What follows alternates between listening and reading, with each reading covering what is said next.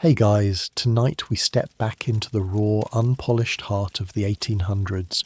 You're standing in a frontier town where the roads are little more than muddy ruts, and the smell of wood smoke lingers in the air. A horse clops past you, its rider tipping a hat that has seen better days. It's a land of log cabins, split-rail fences, and neighbours who live a mile away but know everything about you. And here's the cheeky reality check. You probably won't survive this century.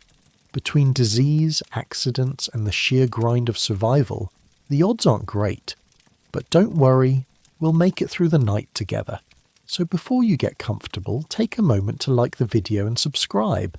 But only if you genuinely enjoy what I do here. And hey, post your location and local time in the comments. I love seeing where in the world you're listening from. Now dim the lights, maybe turn on a fan for that soft background hum, and let's ease into tonight's journey together. You trudge along a rutted dirt street, boots sinking in the mud with every step. The year could be 1805, maybe 1810. Exact dates don't matter much here. The town feels half-born, part wilderness, part civilization. The buildings rise in rough-hewn logs, roofs pitched to keep out the rain. The tavern hums with noise, its door swinging open to the smell of ale, tobacco, and unwashed bodies. Outside, pigs root through garbage, and chickens dart between wagon wheels. A mangy dog stretches lazily in the middle of the road, daring a cart to move him. You're not in a polished city. You're in America while it's still figuring out what it wants to be. These towns are outposts of possibility, scrappy places where ambition collides with mud and mosquitoes. The houses are small, 1 or 2 rooms at best, with open fireplaces that double as kitchens, heaters, and sometimes the place to dry your socks after a rainstorm. Families cram together, sleeping under quilts patched and repatched until they're more repair than fabric. Privacy? Forget it. Babies cry, adults argue, someone snores like a buzzsaw, and everyone just gets used to it. Still, that closeness knits people together. If you run out of flour, a neighbour might send their kid trotting over with a sack. If you break a plough, you borrow a hammer, or the whole family comes to help mend it. Community is survival. By day, survival is also the order of business. You fetch water from a well or creek, chop wood before the sun drops, and if you're unlucky enough to step on a rusty nail, well, good luck. No tetanus shot waiting for you here. Mainstream fact. In many parts of America during the early 1800s, life expectancy hovered around 40 years. Quirky tidbit. Some frontier families kept a coffin board nailed to the rafters, a plank that doubled as a shelf but was always ready if someone didn't make it through the winter. Historians still argue whether that was just practical preparation or a kind of folk superstition to keep death at bay. The town centre is where the action happens. The general store sells everything from nails to molasses, usually at prices that make you wince. The blacksmith's hammer rings out steady as a clock, each strike echoing across the square. If you're lucky, there's a post office, and if you're very lucky, a packet of letters waiting inside. Mail can take weeks, even months to arrive, and sometimes the news is already out of date by the time you read it. Imagine scrolling Instagram and finding out last year's gossip. That's about the speed you're dealing with. News is currency here. Folks gather at the tavern or the church steps to whisper about wars, elections, or disasters they've only heard second-hand. A stagecoach passing through might bring the latest paper, and crowds press in, straining to hear it read aloud. Sometimes it feels like the whole town inhales the same headline in unison. But it isn't just the outside world that brings trouble. Disease lurks everywhere. You wash your hands, if at all, in the same basin that 5 other people just used. One cough in church can spread like wildfire. Typhoid, cholera, yellow fever, They don't just visit, they settle in like unwanted relatives. Folk remedies abound. Bark tea, poultices, leeches. Sometimes they work, sometimes they don't, and sometimes the cure hurts more than the sickness. Leeches in your armpit, anyone? Sounds relaxing. Night settles fast here. The streets grow quiet except for the sound of crickets, frogs in the marsh, and the occasional bark of a dog. Inside, families huddle by the fire, the logs crackling, shadows playing against the log walls. Someone mends socks by candlelight. Someone else plays a fiddle quietly. The day is done, and the rhythm is simple. Sunrise, work, sunset, sleep, repeat. Hard, yes, but reliable. Of course, not everything is grim. There's laughter too, especially when neighbours gather for a barn raising or a quilting bee. Someone always sneaks in a jug of cider, and before long stories get taller than the rafters. One farmer swears he chased off a bear with nothing but a broom. Another insists he found a snake curled up in his boot. Historians still argue whether frontier humour was a coping mechanism or just what happens when you go a little stir-crazy in the wilderness. Either way, laughter breaks through the grind like sunlight through storm clouds. Look around once more. The dusty road, the low cabins, the faint outline of a church steeple against the setting sky. This isn't glamorous, but it's the foundation on which everything else will be built. America in the early 1800s is a place of grit, improvisation, and resilience. And tonight you get to slip into it, one muddy step at a time. You pull the quilt up to your chin, listening to the crackle of the fire as the last ember glows. Tomorrow will bring chores, gossip, and maybe a little trouble. But for now, you rest in the heartbeat of a young, restless nation. You wake to the sound of a rooster crowing, loud, persistent, and far too early. The quilt is warm, but the air in the cabin is sharp with morning chill. Before you even think about stretching or yawning, your stomach already reminds you what today will be about. Food. In the 1800s, what lands on the table is not just about taste, it's about survival. You shuffle outside, the grass still damp with dew. Smoke drifts from the chimney, carrying the scent of cornbread baking. That's a staple here. Cornmeal is cheap, fills you up, and can be turned into porridge, cakes, or fried patties. You probably had it yesterday and will have it again tomorrow, but when your choices are limited, you stop complaining. Breakfast might also mean salt pork sizzling in a pan, if your family's been lucky with trade. More often it's just bread, maybe with molasses drizzled over it if you want something sweet. Milk is ladled fresh from the cow, still warm, and butter gets churned in a wooden barrel by whichever unlucky child drew the short straw. Food is simple, but it's also risky. Hunting provides meat, deer, rabbit, turkey, but sometimes the options get stranger. Squirrel stew, a possum roasted over coals, even raccoon pie. And here's the quirky tidbit. People on the frontier sometimes believed eating certain animals could give you their traits. Want to be nimble? Eat squirrel. Want to be tough? Eat bear. Historians still argue whether this was sincere belief or just a folksy way to justify eating whatever wandered into the stew pot. Preservation is a constant battle. You salt meat until it could double as a doorstop. You pickle vegetables in brine jars, the tang filling the cellar. You dry apples into leathery rings and hang them on strings like decorations. Every scrap is saved, because waste could mean hunger in winter. Even bones get boiled into broth, turning what looks like nothing into a meal. Midday, you might find yourself chewing on hardtack.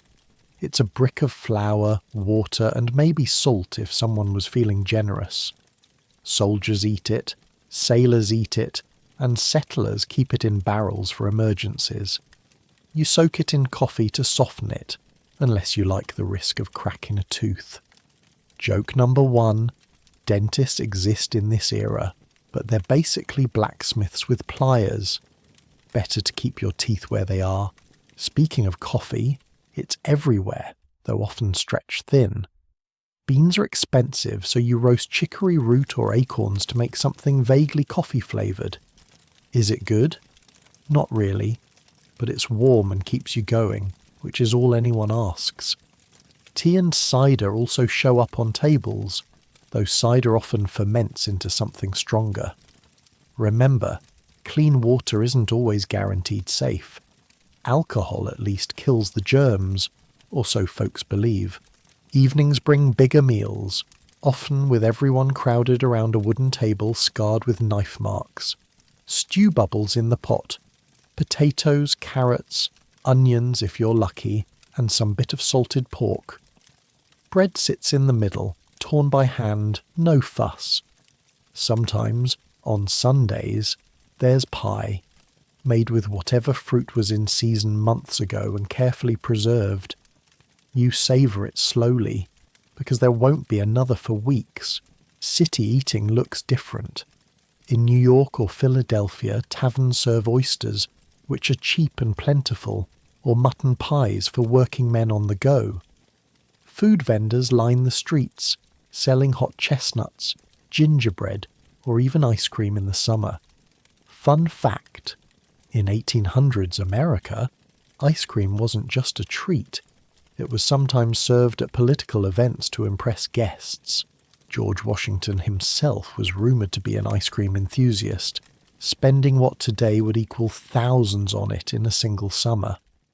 Historians still argue whether he liked it plain or with fruit, but clearly the man had a sweet tooth. But back in the countryside, meals are slower, tied to the land and the seasons. Spring means fresh greens, dandelions, nettles, spinach, finally breaking the monotony of salted food. Summer bursts with berries and peaches. Autumn brings pumpkins, corn and beans. The three sisters grown together by native traditions that settlers adopted.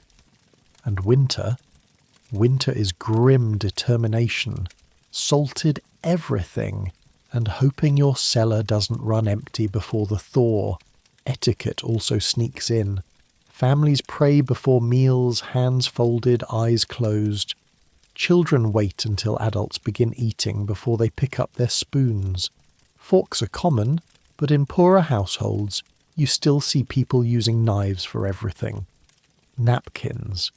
Sometimes it's just the back of your sleeve. Joke number 2. Laundresses of the time probably wanted to strangle half their customers for how filthy collars and sleeves became.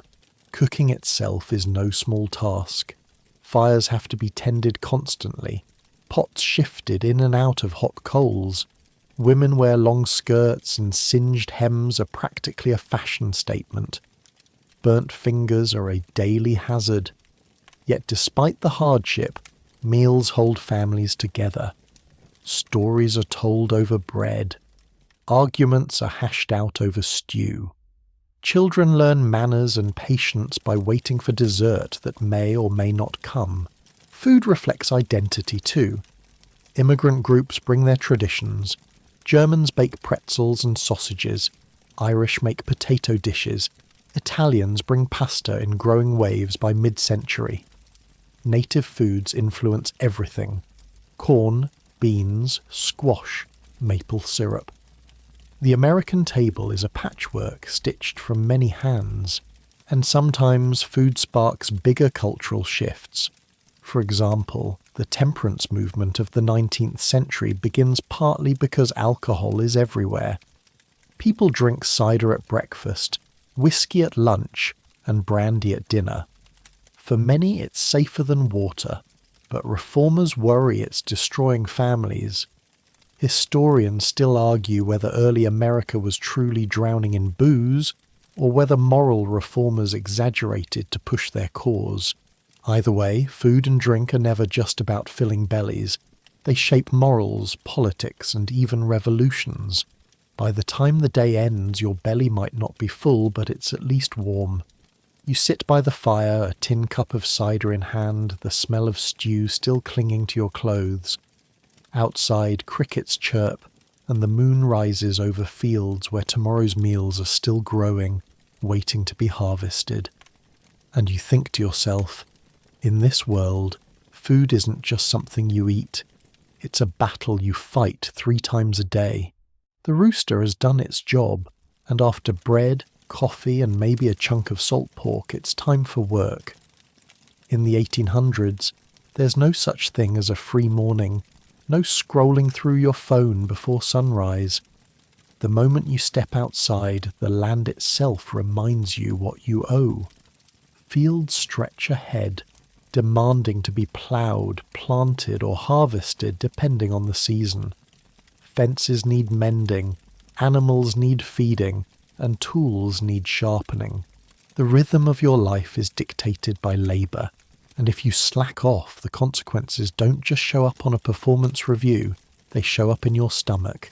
For most Americans in this century, farming is the backbone.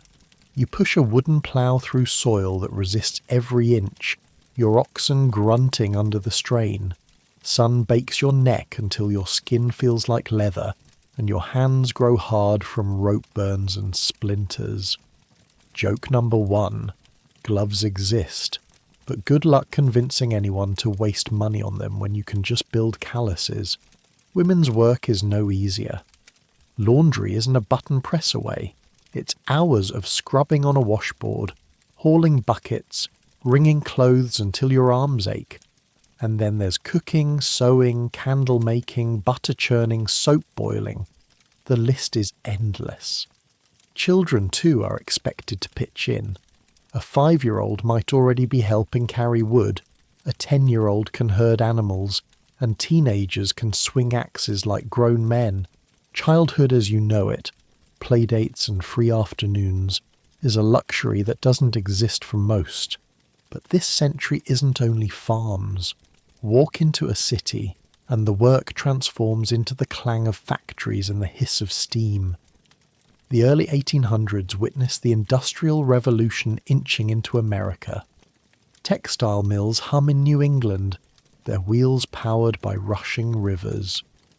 Inside, young girls known as mill girls work 12-hour shifts, their hair tied back, fingers nimble enough to keep the machines running. They send money home to their families or tuck it away in hope of a better future. Quirky tidbit. Some of these girls published their own literary magazine filled with poems and essays. It wasn't all just gears and cotton. Creativity bloomed between shifts. Still, factories are dangerous. Machines can catch your hand in a heartbeat, and the air is thick with lint or smoke. Coal miners in Pennsylvania dig deep, lungs filling with dust, candles barely lighting the pitch-black tunnels. Blacksmiths hammer, printers ink their presses, dock workers haul crates until their backs creak. Everyone has a role, and nearly every role comes with risks. Mainstream fact. In the 1800s, more than 70% of Americans worked in agriculture at the start of the century, but by the 1880s, industrial labour was rapidly overtaking farms in cities. Historians still argue whether this shift improved lives by offering wages or simply traded one form of hardship for another. In smaller towns, work life blurs with social life. A barn raising isn't just construction, it's a community event. Everyone helps. Walls go up in a single day, and afterward there's food, music and laughter. Neighbours rely on one another not just for friendship, but for survival. If your harvest fails, you hope someone shares their grain. If your roof caves in, you trust the town to help patch it. On the frontier, isolation magnifies every task. Clearing land means felling trees one by one, chopping stumps until your back aches. Splitting rails for fencing can take days. Imagine doing CrossFit, but for 12 hours straight, every single day, without an energy drink or protein shake waiting at the end. Joke number 2. Frontier people didn't need gyms. Life was one long workout plan that never ended. The hazards are constant. A simple accident, an axe slipping, a horse kicking, a ladder tipping can end your life.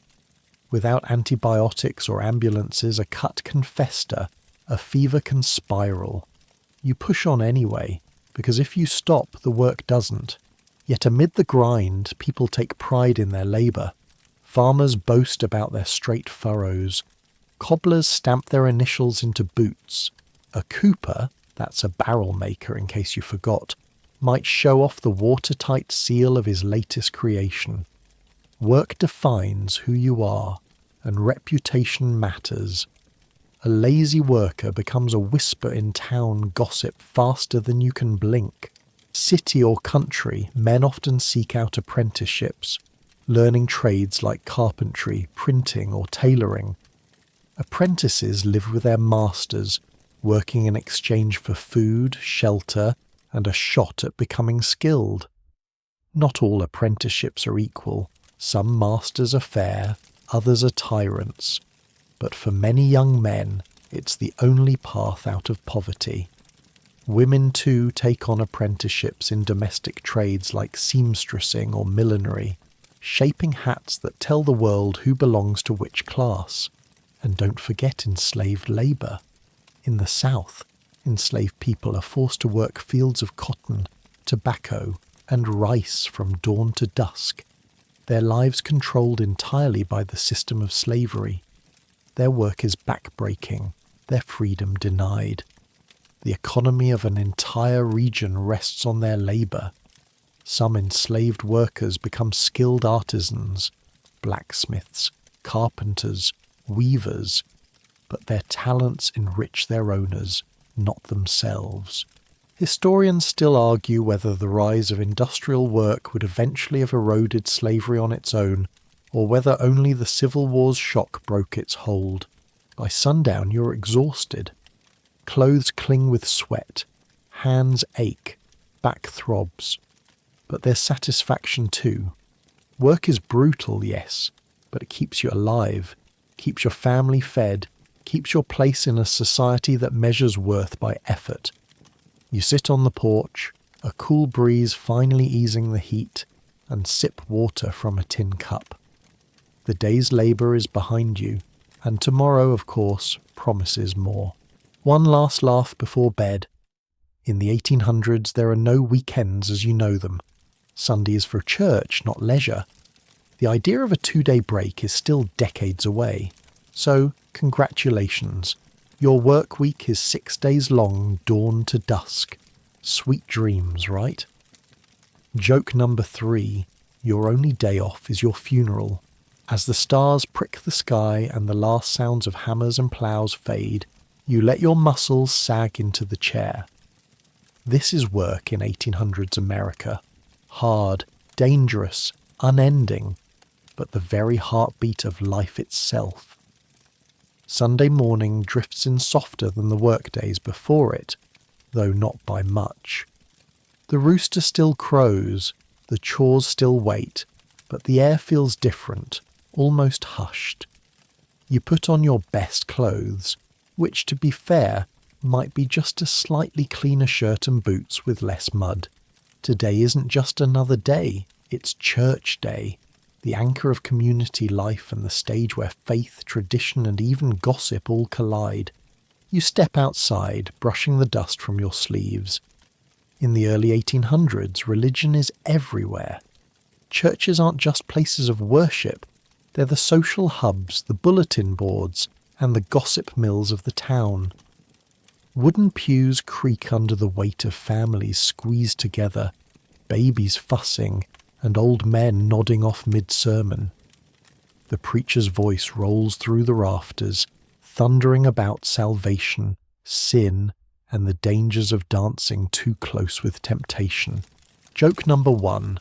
Sometimes the louder the preacher warns against sin, the more everyone suspects he's hiding a flag under the pulpit. Faith shapes everything here. Laws, morals, even how neighbours judge one another. Families walk miles through fields just to sit in that pew, hats in hand, shoes scuffed from the road. Women wear their Sunday best, bonnets tied tight, dresses brushed and mended until they pass for new.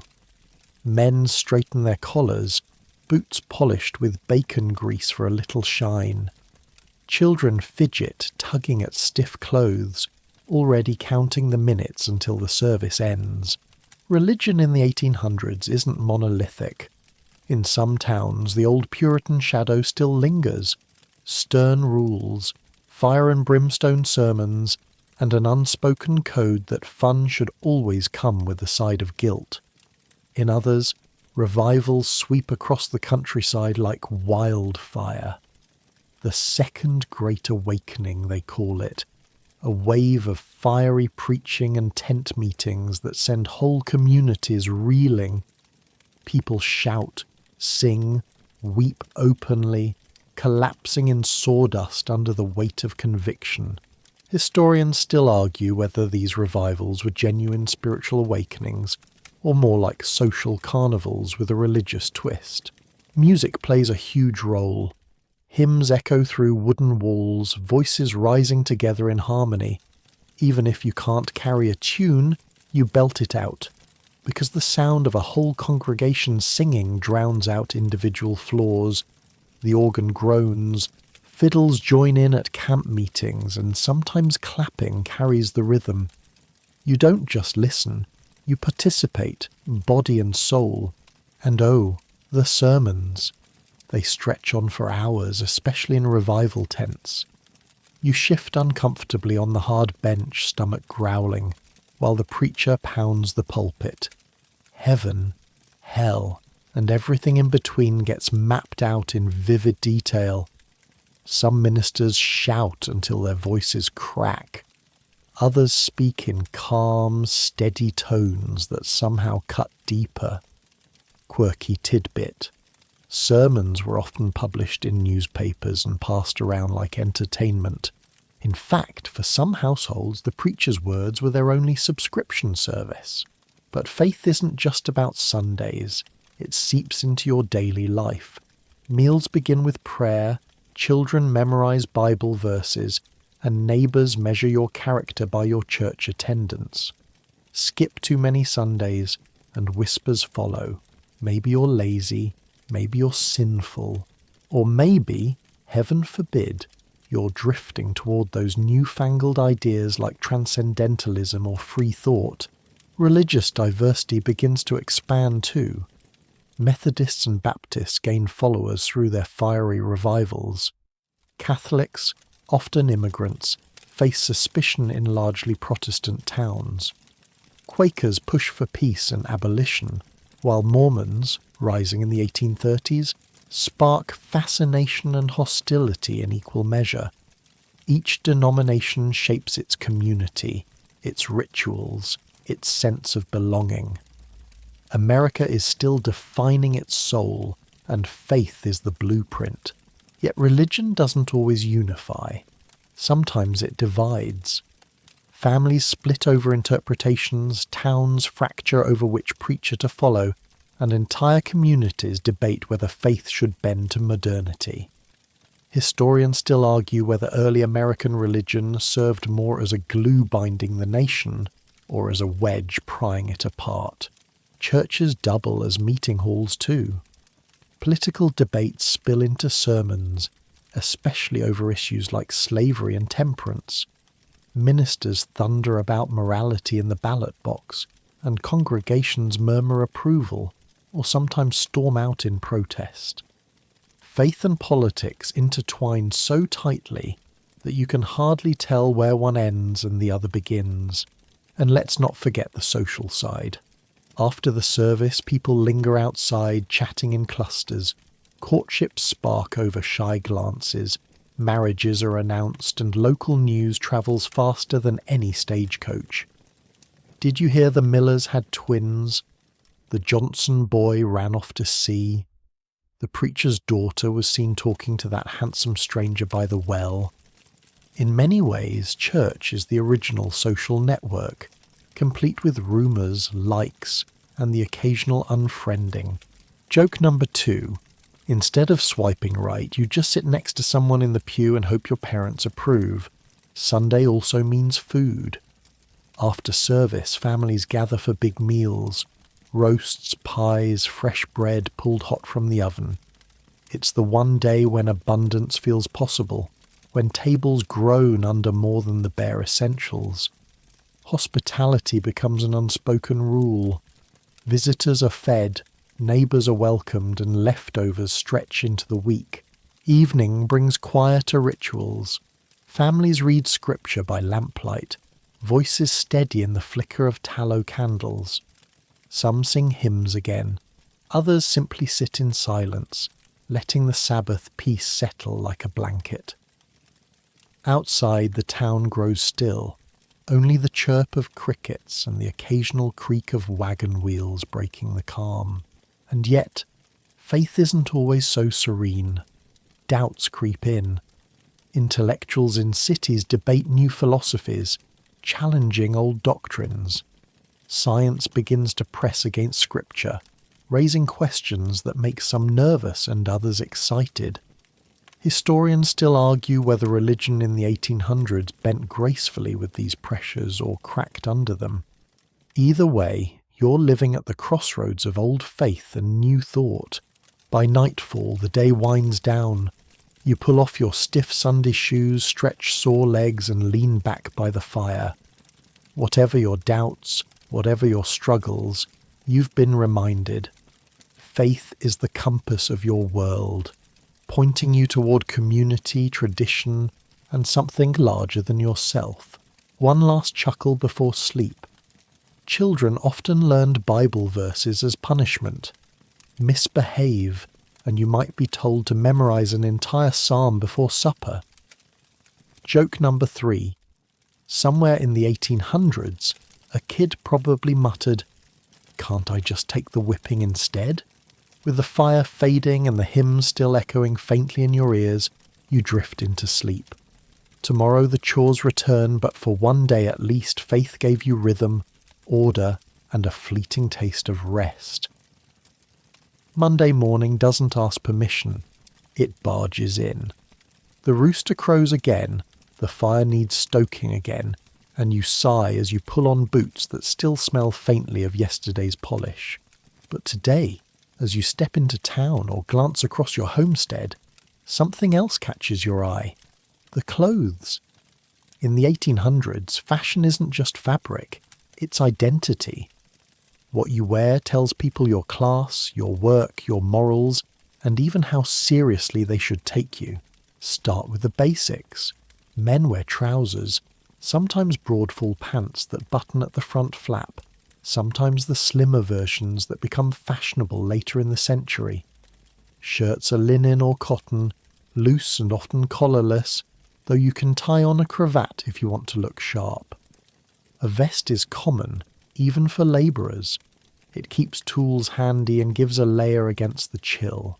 And then, of course, the coat. Long and heavy, sometimes reaching the knees, sometimes shorter depending on the decade. Boots? Essential. Shoes are for indoor comfort, but boots carry you through mud, muck, and manure. Women's wardrobes are more complex. A simple morning means layers, chemise, petticoats, stays, that's a stiff corset to you, then the gown over top. Skirts are full, sweeping the ground, which means you're basically dragging a mop through the dust every time you walk. Joke number 1. Women in the 1800s didn't just clean their homes, they cleaned the streets with their skirts. On Sundays or in cities, fashion shines brighter. Bonnets frame women's faces, ribbons tied beneath the chin. Gloves cover hands, both for modesty and for status. Lace collars, cameo brooches and parasols whisper wealth. A man in a tall beaver hat commands respect. Though if it rains too much, that expensive fur can melt down into a sad, soggy mess. Clothing is expensive, so most people don't own much. A working family might rotate between one set of everyday clothes and one set of Sunday best. Garments get patched and repatched until they resemble quilts, and children wear hand-me-downs so worn they could qualify as historical artefacts. Washing clothes is laborious, so you don't change every day. Smelling earthy is normal, and perfume is more a luxury than a necessity. Still, fashion matters. Step into a ballroom in a city like New York, and you'll see swirling gowns in silk, bright colours like emerald and crimson, and men with slicked hair and tailored suits. Step onto a frontier homestead, and you'll see plain homespun cloth, sturdy aprons, and wide-brimmed hats. Both say something clear: who you are and where you belong. Mainstream fact: in the mid-1800s, sewing machines revolutionised clothing. What once took days could be stitched in hours. But quirky tidbit: some people distrusted these machines at first, fearing they were unnatural or even soul-stealing. Historians still argue whether fashion was democratised by technology, or whether it only sharpened the gap between rich and poor. Don't forget uniforms. Military dress in the 1800s bristles with buttons, brass and bright colours. Even in peacetime, the sight of a uniform can make townsfolk straighten their spines. School uniforms in private academies, work smocks in factories, and aprons for maids, all signal role and rank. Clothes are social armour. For enslaved people in the South, clothing is another marker of inequality. Owners often provide coarse garments, linen shirts, rough trousers, simple dresses, barely enough to cover and protect. But creativity flourishes anyway. Bright headscarves, patchwork quilts, and handmade adornments become quiet statements of dignity and identity. Some of these traditions echo forward into later American fashion. Accessories carry weight too. A watch chain peeking from a vest pocket marks a man as respectable. A woman's hairpins and combs, often made of tortoiseshell or ivory, hint at wealth. Eyeglasses, round, rimmed, delicate, signal age or wisdom. And then there's jewellery, wedding bands, lockets with tiny portraits, mourning brooches holding a lock of hair. Yes, that's the quirky Victorian trend creeping in. Jewellery literally made of human hair. Joke number 2. Imagine explaining to a kid today, "Yes, honey, Grandma's bracelet is made out of your uncle's curls." The debate over fashion runs deeper than appearance. Reform movements crop up, especially among women. Some argue corsets are unhealthy, squeezing lungs and organs. Others counter that they provide necessary support. The bloomer costume emerges mid-century, loose trousers under shorter skirts, promoted by reformers as healthier and more practical. It shocks polite society. Men laugh, newspapers ridicule, but the seed of dress reform is planted. Historians still argue whether these early fashion rebels paved the way for later women's rights, or were simply a blip mocked into obscurity.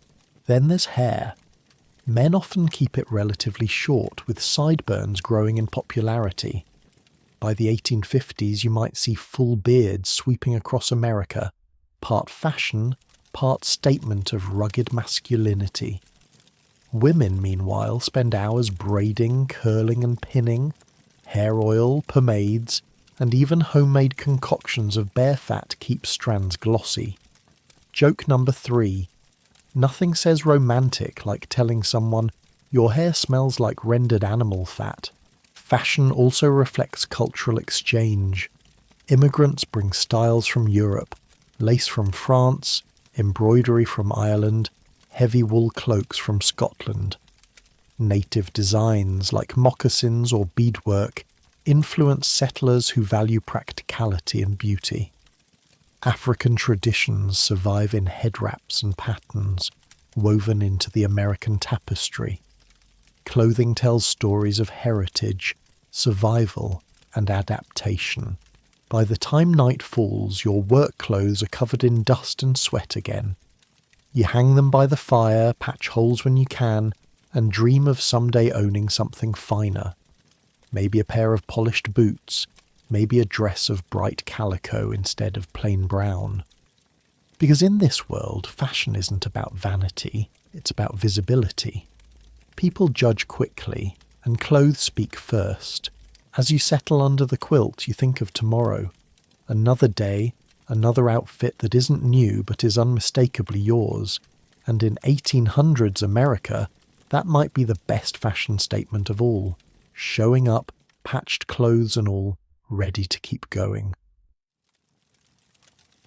The first light of dawn creeps across your face, and before you even sit up on your straw mattress, you already know what's waiting. Work. Long, bone-deep work. In the America of the 1800s, labour is not something you do just to get ahead or to buy a new gadget. It is the marrow of life itself, the single force shaping every waking hour, from the moment you rub your eyes open until you drop into bed again at night.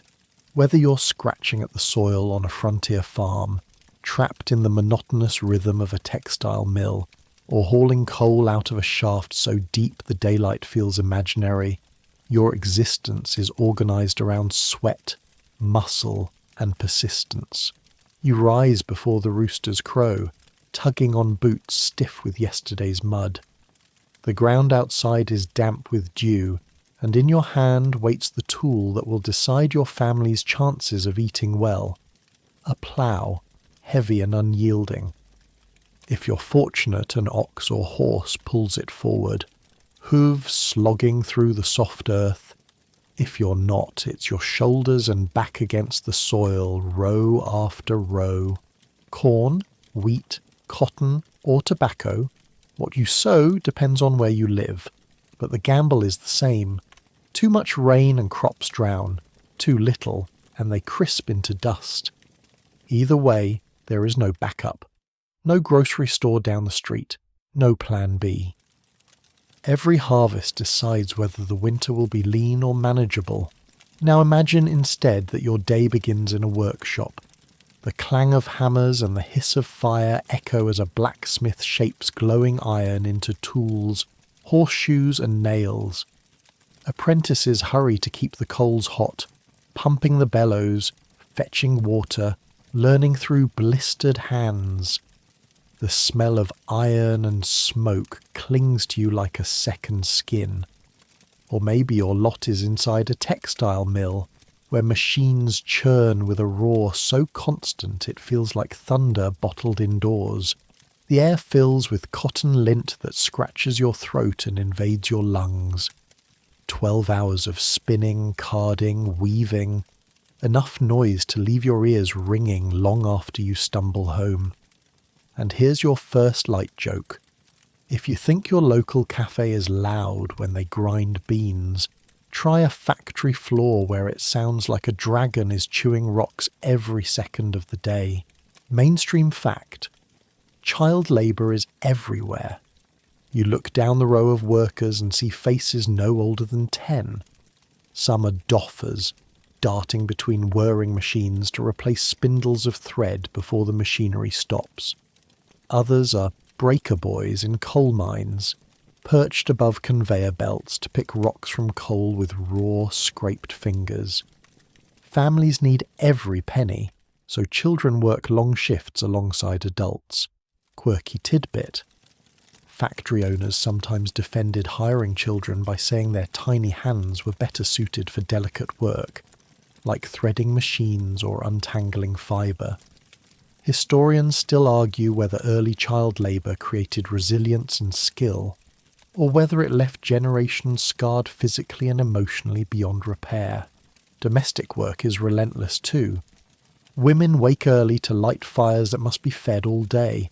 Water is hauled in buckets from wells or streams. Meals are cooked over open flames. Laundry is boiled in cauldrons, scrubbed on washboards, and wrung out by hand until arms ache. If you've ever considered buying a gym membership, here's joke number 2. Just try wringing a week's worth of trousers and shirts by hand. you'll walk away with biceps that put your personal trainer to shame. Clothing doesn't come from malls, it comes from calloused fingers sewing by lamplight. Butter is churned by arm power, soap made by boiling fat and lye. Every domestic chore is a full-body workout disguised as keeping house. And work isn't only for adults. Children on farms feed livestock, gather eggs, chop wood, and mind younger siblings. There's no such thing as chores allowance. Your contribution isn't a choice, but a necessity. Leisure exists, but only after the endless list is complete. Since the list never ends, you can imagine how rare those moments are. For enslaved people in the South, the meaning of labour is something darker still. Sunrise to sunset, they toil in fields of cotton, cane, or rice, often barefoot in the mud, often without rest. Overseers enforce quotas, and failure to meet them brings brutal consequences. Food is rationed, clothes coarse, and still the fields demand every ounce of energy. And yet, within this oppression, enslaved people create spaces of endurance. Songs sung in rhythm with hoe strokes, coded spirituals hinting at escape, stories whispered around fires that keep cultural roots alive. Labour, for them, is not only survival, it is resistance in the smallest of human acts. Meanwhile, the industrial North develops its own rhythm. In Massachusetts, the Lowell Mill girls fill textile factories. Young women, many from farming families, leave home for steady wages and board in company dormitories. But independence comes with strings. Strict curfews, mandatory church attendance, and rules about proper conduct. Still, these women organise some of the first strikes, demanding shorter hours and higher pay. Historians still argue whether these jobs gave women new autonomy or simply bound them within another system of control. Technology reshapes the pace of work throughout the century. Eli Whitney's cotton gin speeds up the process of cleaning cotton, fueling both the southern plantation economy and the brutal expansion of slavery. John Deere's steel plough cuts into tough prairie sod, opening vast stretches of the Midwest to farming. Cyrus McCormick's mechanical reaper makes harvesting grain faster, feeding booming cities. But with every invention comes irony. The machines lighten one type of work but increase overall demand. You can farm more land now, so you must farm more land. Productivity doesn't mean more leisure, it means more acres to tend and more hours to spend. Payment for all this labour is uneven, fragile, and often non-cash. A skilled artisan might earn steady wages, but many workers are paid in barter, flour, cloth, or credit at the general store. Actual coins are scarce, especially in rural regions. Joke number 3. Imagine working half a year straight and walking home with barrels of salted pork as your paycheck. Good luck covering your Wi-Fi bill with that. And yet, through this exhausting rhythm, there is community. Farmers band together for barn raisings, neighbours trade tools and labour, factory workers whisper songs above the machines. Even gossip at the village well, or a quick word exchanged at the general store, becomes a form of social glue. Work, crushing as it may be, is also the thread that stitches people to one another. By nightfall you return home spent, your palms blistered and muscles quivering. Supper is modest, bread, stew, maybe some smoked meat if fortune smiled. You sit by the hearth, too tired to speak, eyelids sinking even as the fire crackles. Tomorrow promises the same rows of soil, the same hammer's ring, the same mechanical roar. And somehow, that predictability becomes the rhythm of your very identity. In the 1800s, you are what you do. A farmer is a farmer, a seamstress is a seamstress, a smith is a smith. Your name might fade, but your labour defines you. Every inch of progress in America, railroads pushing west, cities rising, fields swelling with crops, comes not from abstract ideals, but from the bent backs and sore hands of countless workers. And as you drift towards sleep, listening to the hush of night settling in, your calluses whisper the truth. Here, labour is life, and life is labour. You rub the sleep from your eyes and slip into your best clothes, not for labour this time, but for Sunday. In the America of the 1800s, religion is not a casual choice. It is the axis on which the week turns. Churches rise at the centre of towns, their bells ringing out across fields and forests, summoning everyone from farmers to merchants to enslaved people, permitted by masters to attend. For many, faith is not only belief but structure. It tells you when to rest, how to behave, whom to marry, even what music you may sing. Step inside a whitewashed meeting house in New England. The benches are stiff, the air chilly, but the preacher's voice warms the room with fire. Puritan traditions linger here, sermons long, stern and full of moral urgency. Children fidget, mothers hush them, men nod solemnly as words like duty and sin echo off the wooden rafters. Elsewhere, in the frontier regions, the experience is far more electrifying.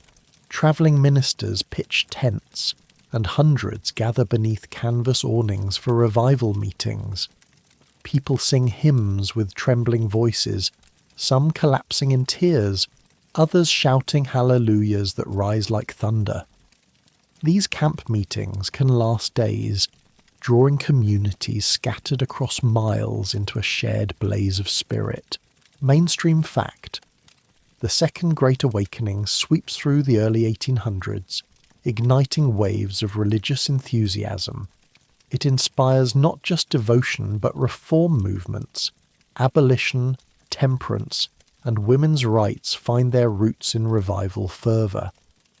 Preachers like Charles Grandison Finney call on listeners to reject lukewarm faith and embrace a personal, urgent connection to God. Religion becomes both private salvation and public mission. Fringe detail. Alongside mainstream denominations thrive fringe groups, some mocked, some feared. The Shakers, for instance, practice celibacy, dance in worship, and build beautifully simple furniture that still survives today.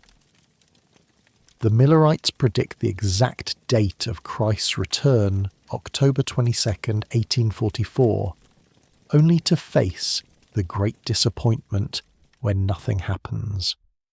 Out of their shattered hopes grows the Seventh-day Adventist Church.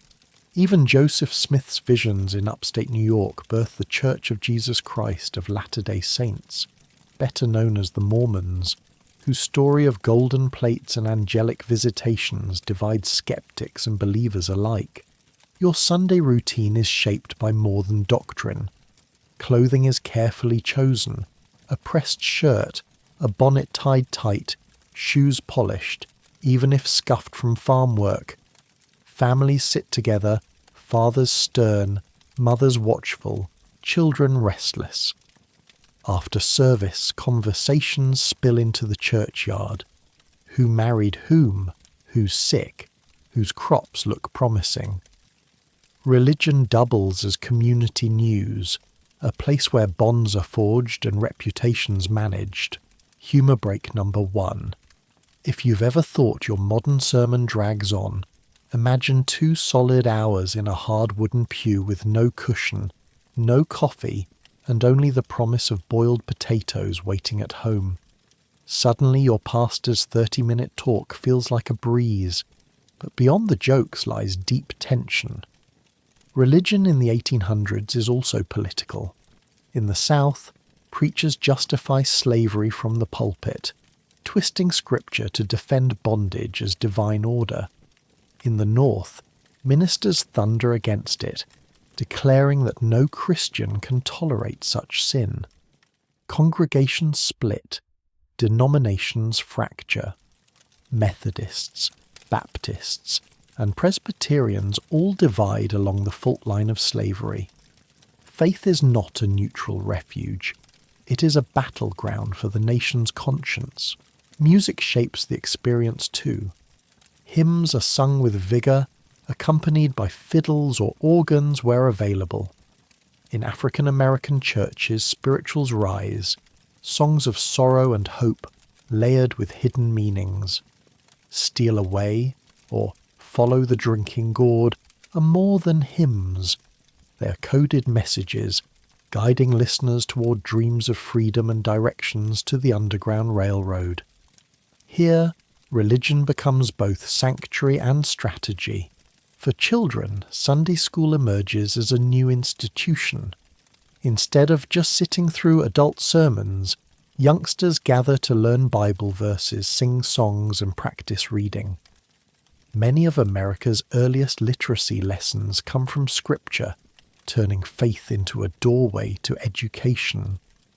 Imagine learning your ABCs from Genesis to Revelation, a curriculum both strict and profound. And let's not forget the calendar.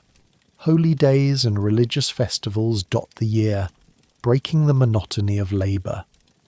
Christmas begins its transformation from a rowdy, sometimes frowned upon celebration into a family-centred holiday. Thanksgiving, first declared by George Washington and later made official by Abraham Lincoln, blends civic pride with biblical gratitude. On these days, religion doesn't just direct your worship, it organises your time, marking the rhythm of the seasons. Humour break number 2. Picture the pastor's dilemma. Half the congregation nods off after a week of hard labour, while the other half is so fired up by revival preaching that they faint from sheer excitement. Keeping everyone upright and awake might be the hardest miracle of all, but for all the divisions, religion in the 1800s provides stability in a world of uncertainty. Life expectancy is short, infant mortality high, wars and economic downturns common. Faith offers explanation, purpose, and, crucially, community. It assures you that the grind of labour, the pain of loss, the injustice of the world all fit within a larger story. Even skeptics, even those drawn to Enlightenment rationalism or early science, cannot entirely escape its influence. Religion is in the air, in the laws, in the customs, and so, as the church bells fade and the sun dips low, families return home. Supper is shared, prayers whispered, and the house falls into quiet. Tomorrow the ploughs, mills, and shops call again. But tonight your heart holds on to the echo of hymns, the stern words of sermons, and the sense, fragile, fleeting, that beyond toil and trouble lies meaning. You rise before dawn once again, but today, instead of tools for ploughing or hands folded in prayer, you prepare for the rituals of courtship, marriage, and family. The hidden pulse of everyday life in 1800s America. Love, or at least the idea of it, is tangled with duty, land, money, and survival. Forget the modern image of swiping right on a glowing screen. Your choices are measured in how many acres of corn your father owns, how many cows graze in your pasture, or whether your intended can sew, churn butter, and raise children without complaint. Courtship begins in small, often awkward ways. A barn dance on a Saturday night brings neighbours together, fiddles playing, feet stomping in time on the wooden floor. Candles flicker, laughter fills the air, and if you're brave, you ask for a dance. It's not just twirling skirts and flushed cheeks, it's a calculated opportunity. Parents keep watchful eyes from the sidelines, noting who pairs with whom, who laughs too freely, who looks too eager. Romance, in this world, has chaperones. Mainstream fact. Marriage in the 1800s is less about passion and more about alliances. Families seek to secure landholdings, strengthen social ties, and guarantee stability. A young woman's dowry might include livestock, linens, or even land deeds. A young man's worth is often judged by how many acres he can farm or his skill in a trade. Love may blossom, but practicality is the soil it must grow in. Quirky tidbit. On the frontier, bundling sometimes takes place. A courtship practice where a young man and woman lie side by side on a bed, fully clothed, often with a wooden board between them. The idea is to talk late into the night without temptation. Did it always work? Historians still argue whether bundling was more innocent tradition or barely disguised opportunity for mischief. The wedding day itself is a blend of sacred and practical. Churches host formal ceremonies in towns, while on the frontier vows may be exchanged in cabins or even fields, with neighbours gathered around. Wedding dresses are rarely white. Most brides wear their best Sunday dress, often blue or brown, something practical enough to reuse later. After the vows come feasting, dancing and laughter, sometimes lasting well into the night. The couple's first night together? Well, let's just say privacy is rare. Small homes mean thin walls, and families often know far more than they prefer about newlywed life. Humour break number 1. Imagine your in-laws literally sharing the same one-room cabin as you during your honeymoon. Forget fancy resorts. The only complimentary service is your mother-in-law stirring the morning porridge 2 feet away. Romantic, right? Marriage quickly turns into family life, and family is the foundation of 1800s culture. Children are not just blessings, they are labour. The average family might have 6, 7, even 10 kids. Why so many? Infant mortality is high, farming requires many hands, and birth control methods are limited and often questionable. Condoms made from sheep intestines exist, but let's be honest, they're about as reliable as a wagon wheel in a mud pit. Children's lives revolve around chores. Boys tend fields, chop wood, care for animals. Girls sew, cook, clean, and help with younger siblings. Play exists, but always on the margins of duty. Parents rarely treat children as fragile. Discipline is stern, sometimes harsh. A switch cut from a tree can sting more than words ever could. And yet, family also means warmth. Bedtime stories by candlelight, lullabies sung soft, laughter at shared meals, scholarly debate. Historians still argue whether large families in the 1800s were a matter of true affection or pure necessity. Were children cherished individuals, or were they primarily seen as economic assets? The answer likely shifts depending on whether you lived in a Boston townhouse or a Kentucky cabin. Life inside the family home is intimate and crowded. Privacy is nearly non-existent. You might share a bed with siblings or even sleep on a straw pallet near the hearth. Parents have little space for whispered conversations, let alone romance. The home is both cradle and cage, where everything from birth to death takes place. Babies are born in bedrooms, not hospitals. Elderly grandparents often die under the same roof, surrounded by kin. The circle of life is not distant or hidden. It unfolds before your eyes. Humour break number 2. Forget mood lighting. Romance in the 1800s might mean trying not to trip over a goat that wandered into the cabin while you were sneaking a moment with your sweetheart.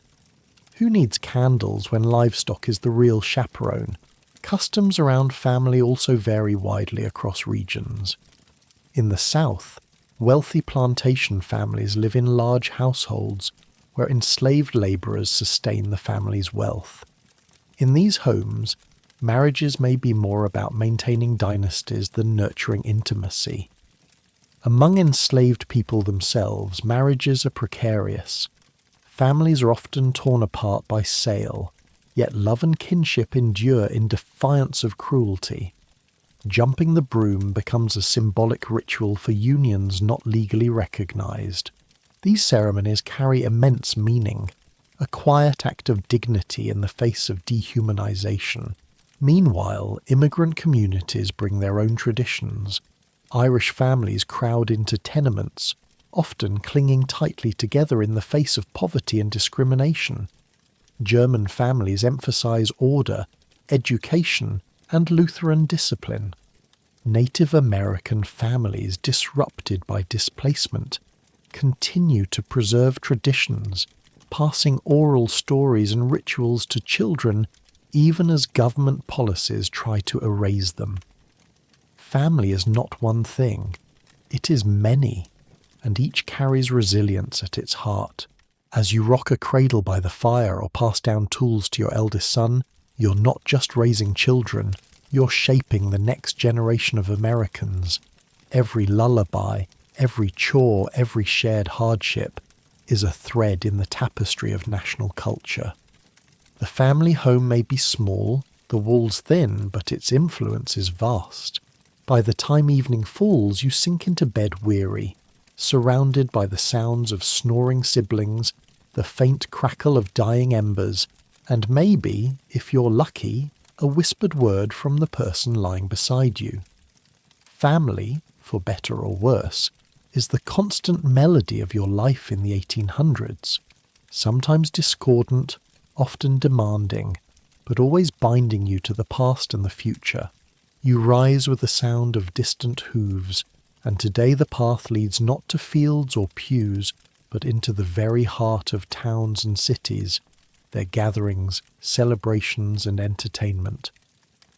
If family is the pulse of life, then social gatherings are its laughter and its dance steps, the moments where you momentarily forget the back-breaking labour of survival and remember that you're human.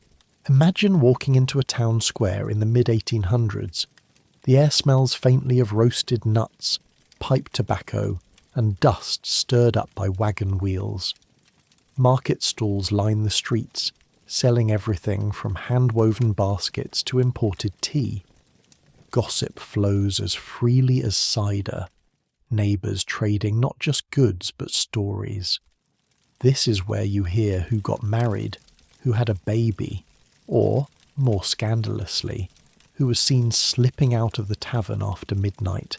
Mainstream fact: fairs and festivals are central to American social life in the 19th century. Seasonal gatherings bring communities together. Harvest festivals in autumn, 4th of July celebrations in summer, county fairs showcasing livestock and pies. These aren't just fun, they cement local identity and provide a break from endless toil. Quirky tidbit: one popular form of entertainment is the spelling bee. Yes, spelling. Whole towns gather in schoolhouses to watch children, and sometimes adults, compete in spelling contests. People cheer, laugh and tease, treating it like the 1800s version of reality TV. And in case you think it sounds boring, remember, this is a world without Netflix. A good spelling bee is peak drama. As the day wears on, music fills the air. A fiddler sets up on the edge of the square, bow scraping wildly, and suddenly a crowd forms. Feet stomp, skirts swirl, and laughter rises as people join in impromptu reels and jigs. You might find yourself pulled into a dance, breathless and grinning, hands rough but warm as you spin with a stranger.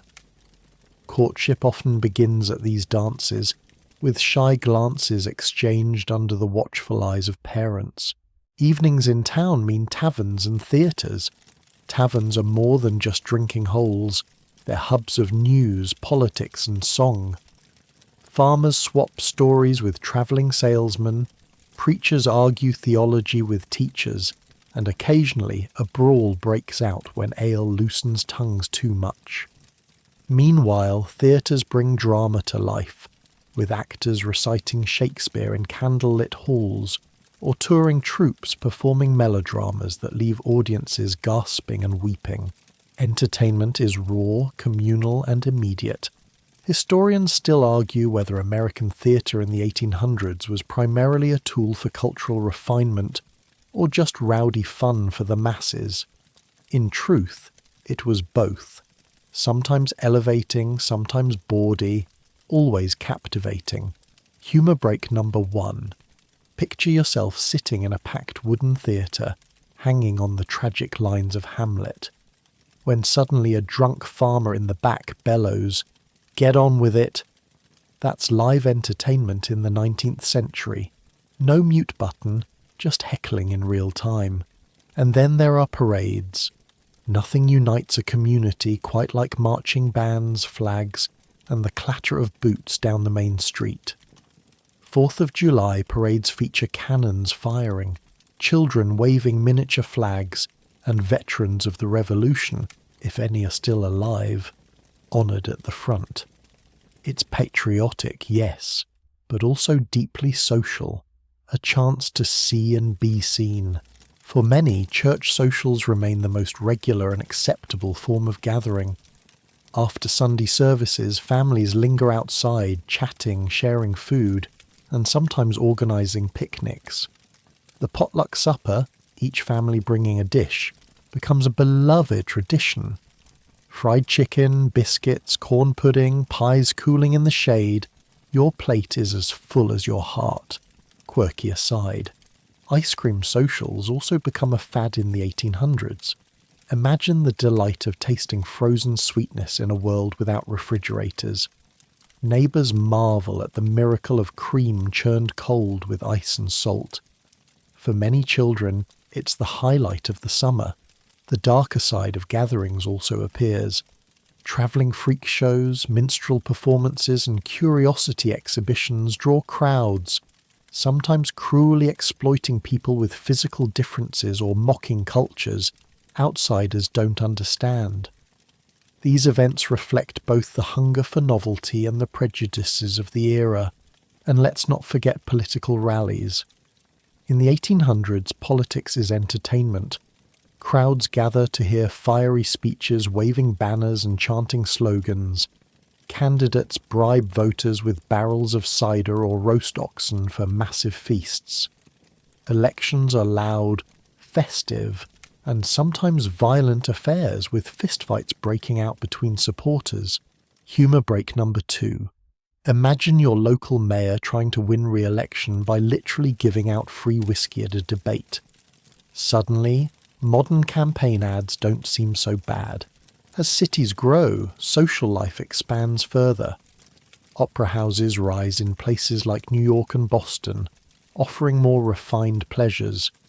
Museums open, showcasing natural curiosities and art collections.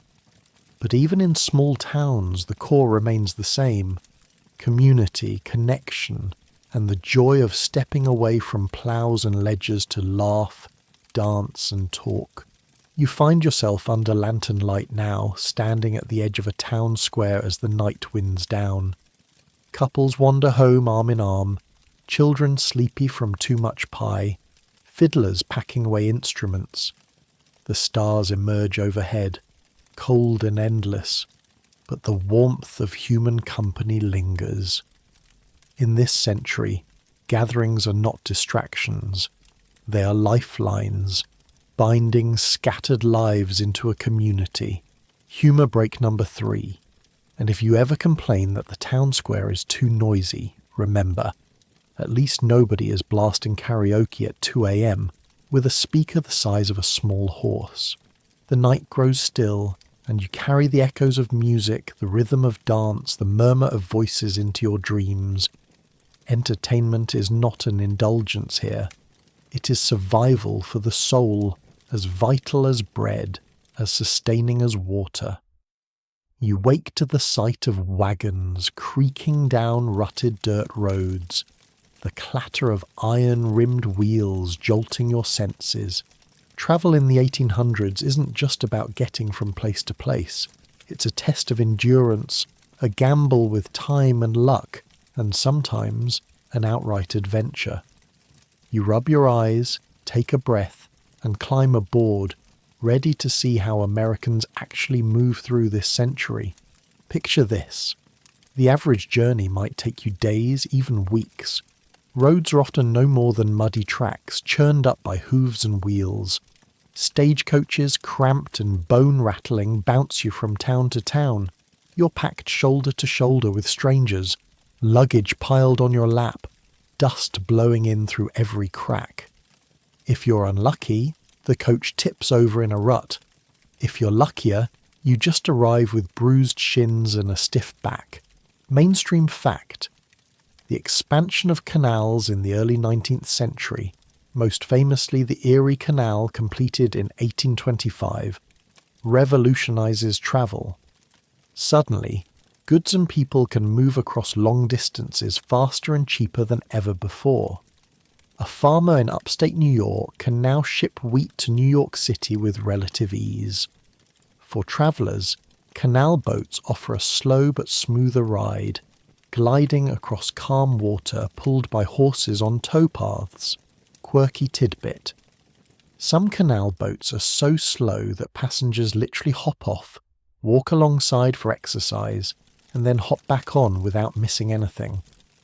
Imagine paying for travel so sluggish you get your daily steps in just by strolling beside it. But if canals feel too sluggish, there's something far louder on the horizon. The railroad. By mid-century, iron tracks slice through the land, stitching together cities and opening the frontier. Trains clatter at what feels like dizzying speed, 30 miles per hour. People at the time believed going that fast might actually suffocate passengers, the rush of air collapsing lungs.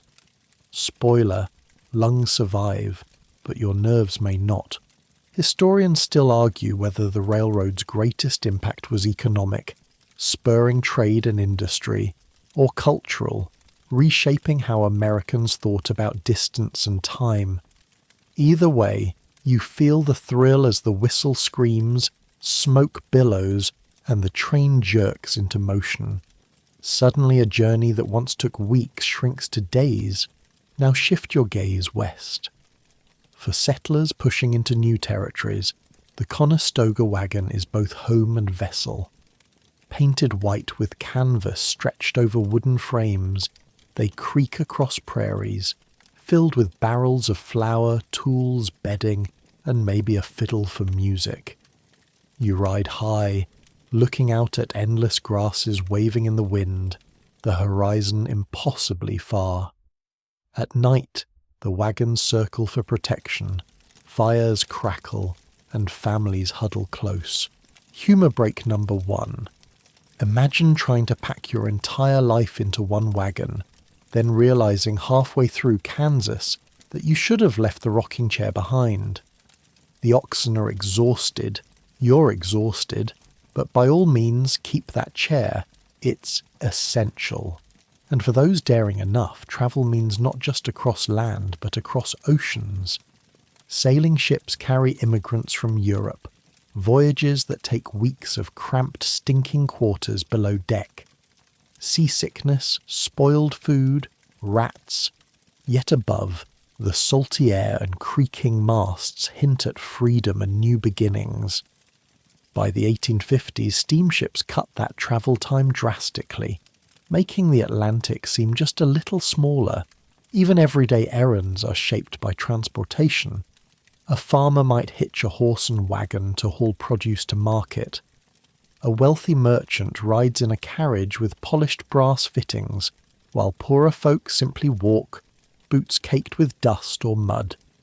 Travel is as much a symbol of class as it is necessity. Quirky aside.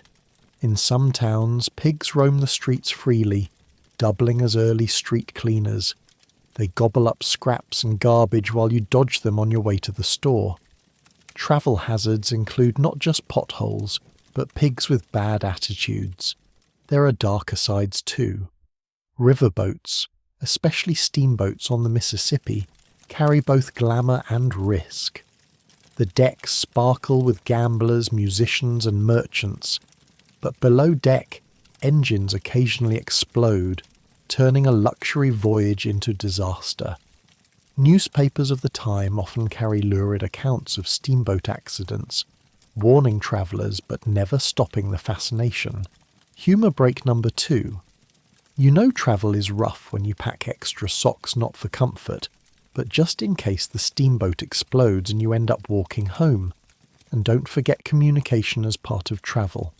Until the telegraph wires spread, the fastest way to send a message is to send a person. Riders dash across open plains with saddlebags stuffed full of letters.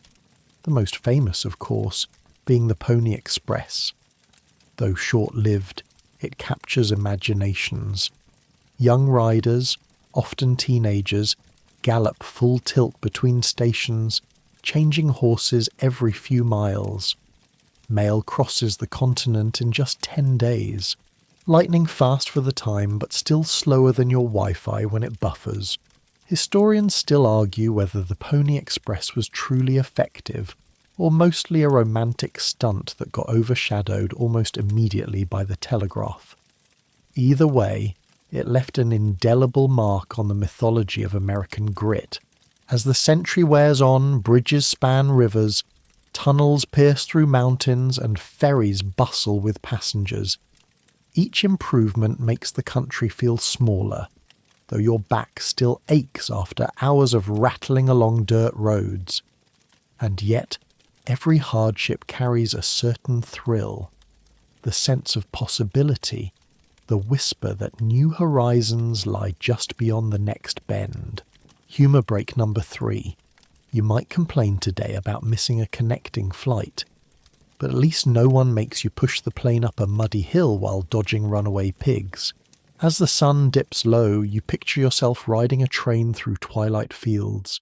Smoke curls from the engine, sparks fly into the darkening sky. Towns flash past, lanterns glowing like tiny constellations on the ground. You lean against the hard seat, weary but exhilarated. Travel in the 1800s is never easy, rarely comfortable, but always transformative. Each road, rail, and river bends the map of America into something new, something restless, something unstoppable. The 1800s may be a century of wagons, trains, and steamboats, but don't be fooled. What you eat along the way, and what waits on your table at home, says just as much about American life as how you travel. So, you step into a kitchen that smells faintly of wood smoke and iron pots, ready to taste the reality of 19th century food culture. Breakfast first. It's hearty, because your day will be long and grueling. Cornbread perhaps, with a slab of bacon or salt pork sizzling in the pan. Coffee, strong, bitter, and often boiled until the grounds swim at the bottom of the cup, gets poured into a tin mug. For farmers, it's fuel before a day behind the plough. For wealthier households, the spread may be fancier. Eggs, ham, butter, maybe even preserves imported from abroad. But whether rich or poor, you eat to survive, not to luxuriate. Mainstream fact: corn dominates the diet. Ground into meal for bread, eaten fresh off the cob, or distilled into whiskey, it's the versatile backbone of American kitchens. Wheat is valuable too, but corn grows heartily across regions and stores well, making it the true staple. But let's not skip the quirky tidbit. Some frontier families substitute chicory root or even roasted acorns for coffee when beans are scarce. Imagine waking up to your morning brew and realizing it tastes suspiciously like burnt tree bark. Still, you drink it. It's hot, it's bitter, and it makes you feel awake enough to chop wood without losing a finger. Midday meals are practical. You might pack bread, cheese, and maybe dried sausage wrapped in cloth if you're travelling. Farmers grab what they can between furrows. If you're on the road, inns serve stews that bubble all day, thrown together from whatever's handy. Beef, potatoes, turnips, sometimes a suspiciously chewy mystery meat. Travellers often complain in diaries about greasy food, uneven portions, and yes, occasionally finding insects floating in the broth. No Michelin stars here. Supper, eaten after dark, is usually the main family meal. You sit around a rough wooden table, a single candle flickering, children quiet with hunger as bowls of stew, beans, or fried fish get passed around. Bread is constant. Butter is prized. If you're lucky, there's pie. A deep dish apple pie or a simple custard. For enslaved people in the South, meals might be made of corn mush, greens, and salted fish if available. Filling but rarely abundant. The kitchen, whether shack or farmhouse, is both sustenance and survival. Historians still argue whether American cuisine in the 1800s was truly unique, or just a patchwork quilt of European traditions adapted to new ingredients. German immigrants bring sausages and beer brewing. Irish families bring potato dishes. Enslaved Africans contribute techniques like deep frying and spices that transform southern cooking. Native peoples, long before, introduced corn, squash, beans, and wild game, foundations that endure. The fusion creates a culture of food that is both borrowed and reinvented. Of course, luxury exists for the wealthy. In cities like New York or Boston, fine restaurants emerge by mid-century. Oysters become a craze, cheap enough at first for everyone, then gradually a delicacy as demand grows. Lobsters, ironically, are considered poor man's food early on. So plentiful they're used as fertilizer or fed to prisoners. You wince at the thought of a prisoner complaining about too much lobster. Fast forward to today, where lobster is a luxury you can't even afford every weekend. Quirky aside, ice cream parlours appear in urban centres, offering chilly relief in an era before refrigerators. The catch? Ice is harvested in winter from frozen ponds, stored in sawdust-insulated ice houses, and sold throughout the year. Your summer Sunday, therefore, depends on some poor soul with an axe hacking through lake ice in January. Alcohol plays its role too. Whiskey is cheap, strong, and omnipresent. Taverns serve as community hubs where farmers argue politics, traders close deals, and travellers swap tales. By the 1830s, however, temperance movements rise, with reformers railing against the evils of liquor. Pamphlets warn that a single drink could doom your soul, and possibly your liver. Still, whiskey flows, especially on the frontier, where it doubles as currency. Coffee houses and tea rooms, meanwhile, become spaces for conversation and business, echoing European traditions but infused with American informality. You sip, gossip, and plot the future of the nation over a steaming cup. And yes, if you're in New Orleans, you discover chicory coffee has become a regional specialty, still beloved long after scarcity forced the substitution. Humour break number 1. Imagine explaining to a 19th century farmer that one day people will pay $5 for a cup of coffee made from beans pooped out by a civet cat. He'd probably spit out his cornbread and ask if you've been drinking too much whiskey. Food is also tied to religion and culture. Sunday dinners are special. Roast chicken, pies, vegetables, and the luxury of lingering around the table. Holidays bring feasts. Thanksgiving with turkey, stuffing, and cranberry sauce becoming more standardized by the mid-century. In immigrant communities, food anchors identity. Italians with pasta, Germans with sauerkraut, Chinese immigrants introducing stir-fried dishes in Chinatowns, sprouting along the west coast. Preservation is key. Without refrigeration, Americans rely on salting, smoking, drying, or canning. Mason jars, patented in 1858, change kitchens forever.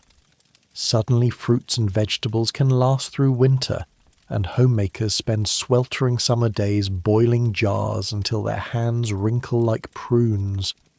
Travel journals from the time often note how much jam or canned peaches families proudly haul westward, like edible treasure. Humour break number 2. Picture yourself lugging 10 jars of pickled beets across the prairie. The wagon breaks down, a jar shatters, and now the whole family looks like they've just been murdered in a beet-themed horror show. On the darker side, malnutrition and food shortages remain common. Potato blight devastates Irish immigrants, forcing millions to America. Poor urban families often live on bread and weak tea, children stunted by lack of protein. For enslaved communities, food becomes both oppression and resilience. Plantation rations are meagre, yet people create dishes like gumbo and jambalaya from scraps, preserving culture through cooking even under brutal conditions. Street food emerges too. Vendors in cities sell hot corn, peanuts, pretzels, and pies. In New York, the scent of roasting chestnuts drifts through alleys in winter. For a penny, you can warm your hands and fill your belly, even if just for a little while. Food connects the rich and poor alike, though the menu differs drastically. Humour break number 3. Picture biting into a hot street pie only to discover the filling is mystery meat. Congratulations, you just invented the first fast food regret. As the century wanes, diets expand. Railroads carry fresh produce from distant states. Canned goods line store shelves, and immigrants continue reshaping taste buds. Yet, whether you're sipping oyster stew in a fancy restaurant or gnawing on dried venison by a campfire, food is always more than fuel. It's memory, identity, and survival on a vast, unpredictable continent. Step away from the kitchen table and follow the clang of hammers, the squeak of wagon wheels, and the deep rumble of steam engines. You're walking into the world of work and industry in the 1800s, where survival often means endless labour. For most Americans, the day begins before sunrise. If you're a farmer, you're up feeding animals, ploughing fields, or hauling water before breakfast. Hands blister on wooden handles, backs bend under sacks of grain, and there's always something breaking. A plough blade snapping, a fence giving way, a cow wandering into the neighbour's corn. The rhythm is steady, back-breaking and never-ending. But move into the cities and you hear another rhythm, the relentless clatter of factories. With the Industrial Revolution spreading across the Atlantic, textile mills in New England hum with the labour of men, women and even children. You watch as girls known as the Lowell Mill Girls in Massachusetts feed cotton into roaring machines, their hair tied back to avoid being caught in the deadly gears. They work long hours in suffocating heat, earning wages they sometimes send back to family farms. These wages buy freedom, but also cost their health. Mainstream fact. By the mid-1800s, child labour is common. Children as young as 8 work in coal mines, crawling through narrow passages to open ventilation doors or haul wagons of coal. Newspapers sometimes run stories about accidents, yet little changes for decades. Quirky aside, some boys in mining towns become breaker boys, whose job is to pick slate out of coal as it rattles down a chute. Their fingers are black with dust, their lungs clogged by soot. One observer joked bitterly that you could identify them easily.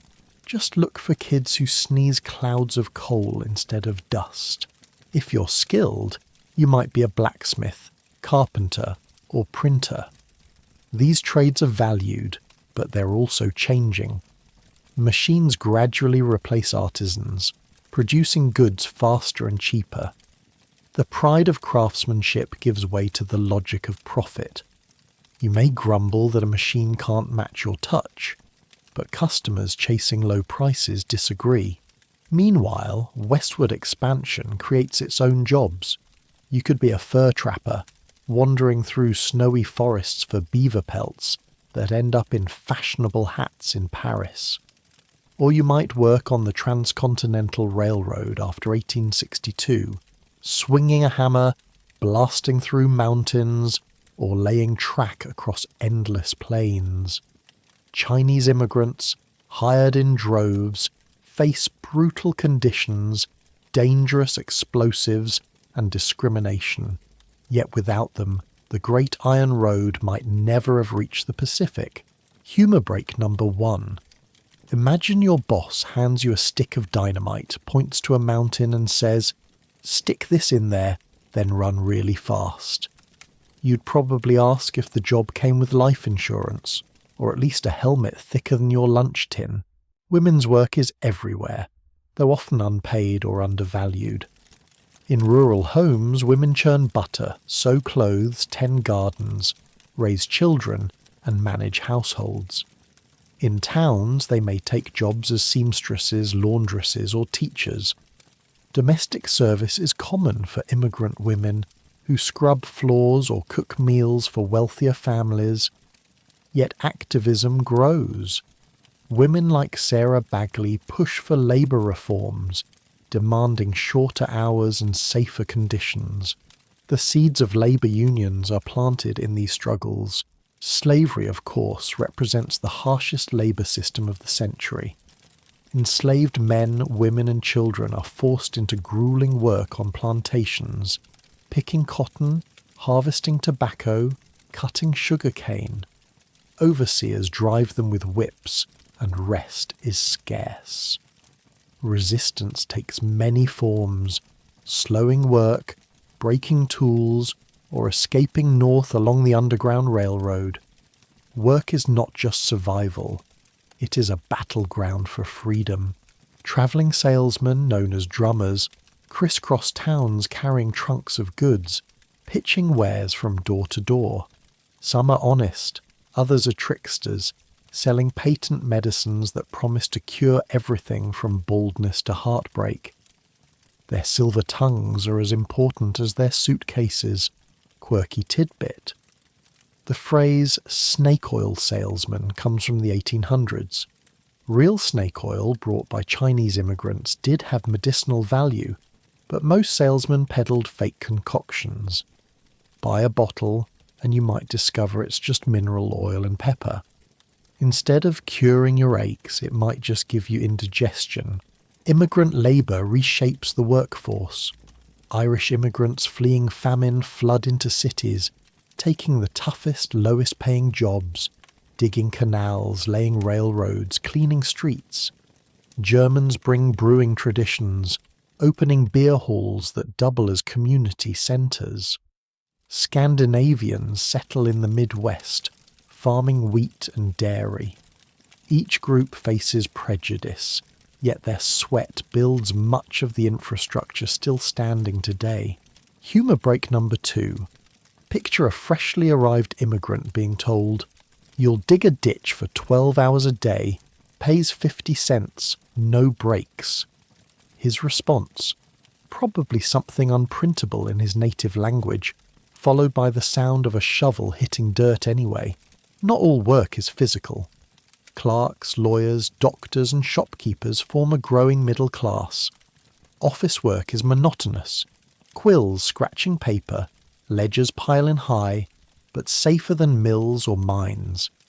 Yet even here, change brews. Typewriters, telegraphs, and adding machines begin creeping into offices, reshaping the pace of business. And don't forget entertainment as work. Actors, circus performers, and musicians travel the country, often barely scraping by but earning applause instead of wages. Barnstorming baseball teams play on dusty fields, passing the hat for coins. Work, in all its forms, is both drudgery and dignity. By the century's end, labour movements gather force. Strikes erupt, sometimes violently, as workers demand shorter hours and fair pay. Newspapers cover clashes between strikers and police, branding labour either as noble or dangerous. The very idea that a worker has rights becomes part of America's long, unfinished story. Humour break number 3.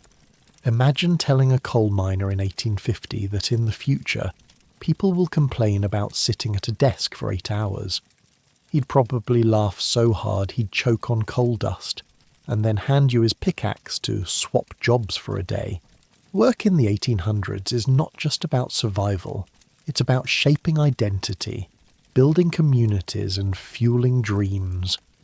Whether pounding steel, tilling soil or scribbling ledgers, Americans labour with a restless energy that drives the nation forward, one blister, one strike, one invention at a time. Step outside the workshop and into the pews, tents and open fields. You've just entered the spiritual life of America in the 1800s, where faith is both a comfort and a battlefield. If you live in a small town, Sunday morning means the whole community dresses in their best. Men dust off black coats, women tie bonnets, and children squirm in stiff shoes. Bells clang from white-steepled churches, calling everyone to gather. The sermons are long, sometimes over 2 hours, and ministers don't mince words. They thunder about sin, salvation, and the dangers of straying from the righteous path. If your eyes droop, don't worry. The preacher's shouts or a clap of thunder in the background might jolt you back to attention. Religion is woven into the rhythm of the week. Sunday is sacred. No work, no frivolity, just rest, prayer, and family. Hymns fill the air, their verses simple enough for even the youngest to remember. The Bible is not just a book, but the moral compass of households, quoted during arguments, whispered during illness, and read aloud by candlelight at night. Mainstream fact: the Second Great Awakening, roughly 1790s, 1840s, sweeps across America like wildfire. Travelling preachers, often Methodists or Baptists, hold fiery revivals in tents or fields. These camp meetings could last days, drawing hundreds or thousands. People shout, weep, and collapse in ecstatic fits, convinced they've been touched by divine power. Quirky detail. Observers note people jerking uncontrollably during these revivals, flinging their arms or collapsing in the dirt. Critics mock it as hysteria, while believers see it as proof that the Spirit moves in mysterious ways. Imagine explaining to a neighbour that you spent last night singing until dawn and dancing with the Lord. You'd get either a nod of admiration or a raised eyebrow. Faith is not just personal, it shapes politics and reform. Abolitionists preach that slavery is a sin, unfit for a nation claiming Christian values. Women reformers, inspired by revivalism, push for temperance, campaigning against alcohol, which they argue destroys families and souls. Their meetings often begin with prayer, end with signatures on pledges, and leave saloon owners grumbling. On the frontier, churches are scarce, so faith travels lightly. A circuit rider preacher might gallop into a settlement once a month, delivering a sermon under a tree or in a barn before moving on. Settlers cherish these visits, treating them as both spiritual nourishment and social gatherings. In between, families hold their own services, singing hymns by lamplight. Humour break 1. Picture a circuit preacher on horseback, riding through mud and rain, coat flapping, Bible tucked under his arm. He finally arrives, drenched, to preach about the fires of hell, only for the roof to leak directly on his head. Even the most faithful might struggle to keep a straight face. Religion also inspires new movements. The Shakers, for example, live in celibate communal villages where men and women share work equally. Their worship involves rhythmic dancing and singing, so lively that outsiders nickname them Shakers. Though their numbers remain small, they produce some of the most enduring furniture designs in American history, plain yet elegant. Meanwhile, the Mormons, led by Joseph Smith, emerge in the 1830s. Facing persecution for their new scripture and practices, they trek westward. eventually settling in Utah. Their story of resilience becomes a central chapter in America's tale of faith-driven migration. Not everyone follows mainstream Christianity. Enslaved African Americans often blend Christian teachings with African traditions, creating a unique spiritual culture. Songs like Go Down Moses carry coded messages of both faith and resistance, serving as both worship and a roadmap to freedom. Their churches become centers of hope and community, even under the shadow of bondage. Native American tribes, pressured by missionaries, sometimes adopt Christianity, but many resist, holding fast to ancient beliefs. Vision quests, dances, and ceremonies continue, even as outsiders attempt to stamp them out. Faith, for indigenous peoples, is deeply tied to land and ancestors, and losing it feels like losing identity itself. Quirky tidbit. In some towns, sermons double as entertainment. Without radio, movies, or Netflix, a charismatic preacher could draw crowds not only for salvation, but also for drama. Think of it as the 1800s version of a blockbuster movie. Fiery speeches, emotional highs, and plenty of suspense about eternal fate. Humour break too. Imagine a teenager sneaking glances at the clock during a 3-hour sermon, praying, not for forgiveness, but for the minister to finally say, Amen. Some things about Sunday mornings never change. By the mid-1800s, religion is a battlefield of ideas. Unitarians argue for reason over fire and brimstone preaching. Transcendentalists like Ralph Waldo Emerson suggest finding God in nature rather than church pews. Spiritualists hold seances, claiming to contact the dead, drawing both believers and skeptics. Faith is no longer a single stream, but a wide, rushing river with many tributaries. And yet, for most Americans, faith remains the anchor of life. It blesses births, sanctifies marriages, comforts the sick, and dignifies the dead. It sparks reform, drives migration, and shapes identities. Whether whispered in private prayer or shouted at a camp meeting, religion in the 1800s is as restless and diverse as the nation itself. Humour break 3. If you asked an 1800s American why they're so serious about faith, they might reply, because eternity is a long time, and Sundays are even longer. As you leave the churchyard, the bells still echo. Faith in the 1800s is more than ritual. It's the heartbeat of a nation searching for meaning in a changing world. Step away from the church pews and walk into a small log schoolhouse with its creaking benches and smoky fireplace. You've entered the world of American education in the 1800s, a place where chalk dust, stern teachers, and the future of a restless nation all collide. Your day as a student begins early. You trudge along muddy paths or snow-packed lanes, books tucked under your arm, perhaps bound by leather straps since backpacks aren't common. The schoolhouse is often just one room, sometimes shared by 20 students, sometimes 50. Ages range from 5 to 16, all squeezed onto hard benches, their breath fogging the air in winter. One pot-bellied stove in the centre keeps the place warm, though the kids in the back shiver while the front row roasts. The teacher, usually young and not much older than some of the older students, runs the entire show. She, or occasionally he, teaches reading, writing, arithmetic, geography, and moral lessons all in the same day. Discipline is strict. Misbehave, and you might find yourself standing in the corner with a dunce cap or receiving a sharp smack from a hickory switch. For better or worse, 1800 schooling is not for the faint of heart. Mainstream fact. In the 1830s and 1840s, Horace Mann, often called the father of American education, campaigns for free, tax-supported public schools. He argues that education is essential for a functioning democracy, and that every child, rich or poor, deserves the chance to learn. Slowly, states begin establishing common schools, though quality varies widely. Quirky tidbit. Not all classrooms have paper.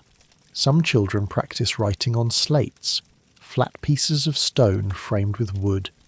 A child might scrawl spelling words in chalk, wipe them clean with a sleeve, and start again. Forget fancy notebooks. This is the 1800s version of delete. And let's be honest, no one wants to be the kid whose sleeve smells like chalk dust all year. The curriculum is heavy on memorization. You recite multiplication tables, copy passages from the Bible, and practice spelling with the famous blue-backed speller by Noah Webster. History lessons often emphasize patriotism, turning the founding fathers into near mythical figures. Geography may include maps that are hilariously outdated, especially since America is still expanding and swallowing new territories. Humor break 1. Imagine trying to memorize the states of America, only to have your teacher tell you, "Oh, by the way, we added a new one last week." Geography homework just got harder. For girls, education is a complicated affair. In some towns, families believe a basic ability to read and write is enough. But reformers argue that educated women make better mothers and citizens. By mid-century, female seminaries and academies begin to spread, teaching not just needlework but literature, science, and even mathematics. Some girls dream of becoming teachers, one of the few professional careers open to them. African American education faces harsher barriers.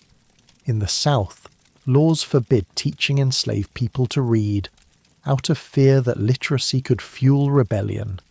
Still, many learn secretly, sometimes by candlelight, using scraps of books. In the North, free black communities establish their own schools, determined to claim education as a path to dignity and freedom. Native American children, meanwhile, are often pressured into missionary schools where their languages and traditions are stripped away. Historians still argue whether these efforts were benevolent attempts at assimilation or simply cultural erasure under a Christian banner. For the children, the result is often confusion, loss and resilience in the face of forced change. Quirky detail. Some 1800 schools use recitation benches. Students sit up front to recite lessons aloud, one after another, while others listen. It's less about creative thinking and more about not forgetting your lines. If you froze mid-verse, you'd feel every pair of eyes on you like an early version of stage fright. Humor break 2.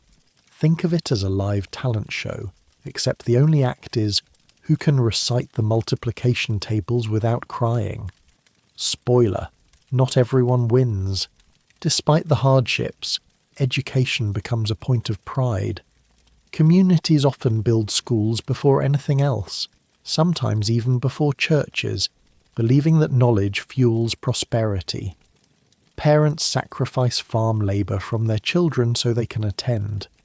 Kids, though, aren't always thrilled. Some skip out to fish, roam fields, or nap under trees. Truancy is common enough that towns occasionally hire officers to drag reluctant students back. By the late 1800s, high schools begin to appear, though attending them is still rare and often reserved for wealthier families. Colleges expand too, with land-grant universities established through the Morrill Act of 1862. Higher education, once the preserve of elites, starts opening its doors, at least slightly, wider. Religion also ties deeply into education. Many schools open with prayer, and textbooks brim with moral lessons. The line between secular and sacred learning is blurry, with faith shaping much of what children are taught. Yet new ideas creep in.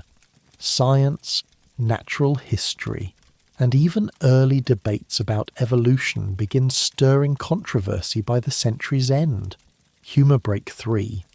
Picture a classroom in 1859, right after Charles Darwin publishes his theory. A teacher whispers about it cautiously, while a student in the back mutters, "So, my great-grandpa was a monkey." Cue laughter, scandal, and possibly detention. The smell of ink, chalk, and wood lingers as school lets out. Children pour into fields, some heading home to chores, others sneaking in a quick game of tag. For many, education is brief, just a few winters of study before returning to farms or trades, and yet those brief years plant seeds. They give you words to read contracts, numbers to tally accounts, and ideas to challenge authority. Education in the 1800s is no smooth, standardized system. It's messy, uneven, and often unfair. But it sets the stage for what America will become, a nation that, however imperfectly, begins to believe that knowledge belongs not only to the elite, but to every child bold enough to chase it. Night falls, and as the oil lamps flicker, you begin to notice how much of life in the 1800s is about belonging to a community, or being left outside of it. Culture is not just food, work, or school. It's how people come together, share stories, and wrestle with the identity of a young nation that is still deciding who it wants to be. Step into a town square on a summer evening. Farmers gather after market to trade gossip along with bushels of apples. A fiddler tunes his strings while children chase each other between wagons. Neighbours exchange news about who's married, who's sick, and whose cow broke through the fence again. In a world without instant communication, these face-to-face encounters are the lifeblood of community. Mainstream fact: by the mid-19th century, voluntary associations explode across the nation. Temperance societies, abolitionist groups, women's clubs, and fraternal lodges. Alexis de Tocqueville, the French observer, marvels at how Americans love forming associations for almost everything. He sees it as proof of a democratic spirit. People believe they can improve their world if they band together. Quirky tidbit. Some fraternal lodges keep elaborate rituals, secret handshakes, and mysterious symbols. Outsiders might shake their heads, but members treat it as deadly serious business. You can imagine a farmer by day slipping into a candlelit hall at night, donning a sash, and whispering oaths like he's guarding the Holy Grail. Humour Break 1. Think of it as an 1800s version of a cosplay club, except instead of superheroes, you're role-playing as Knights of Temperance. No capes, just stern faces and lots of pledges not to drink cider. Religion remains central to community life. The Second Great Awakening sweeps across the nation in waves of revival meetings. Preachers thunder beneath tents, urging repentance as entire families weep and sing together. Faith gives meaning to hardships and provides a network of support. Yet these revivals also fuel social reform, anti-slavery campaigns, women's rights conventions, and efforts to improve prisons and schools. Belief becomes both personal salvation and public duty. Yet not all community is lofty or spiritual. Entertainment thrives too. By the 1840s, minstrel shows, problematic by modern standards steeped in racist caricature, draw crowds with music and comedy. Travelling circuses roll into town with elephants, acrobats, and freak shows, dazzling audiences unused to spectacle. For small-town America, the arrival of a circus is like the Super Bowl, Disneyland, and a rock concert rolled into one. Mainstream fact: P.T. Barnum becomes a cultural icon by marketing curiosities, some real, some fake. His Fiji mermaid, a grotesque mix of monkey torso and fishtail, horrifies and fascinates crowds. His motto, "There's a sucker born every minute," sums up the age's blend of gullibility and wonder.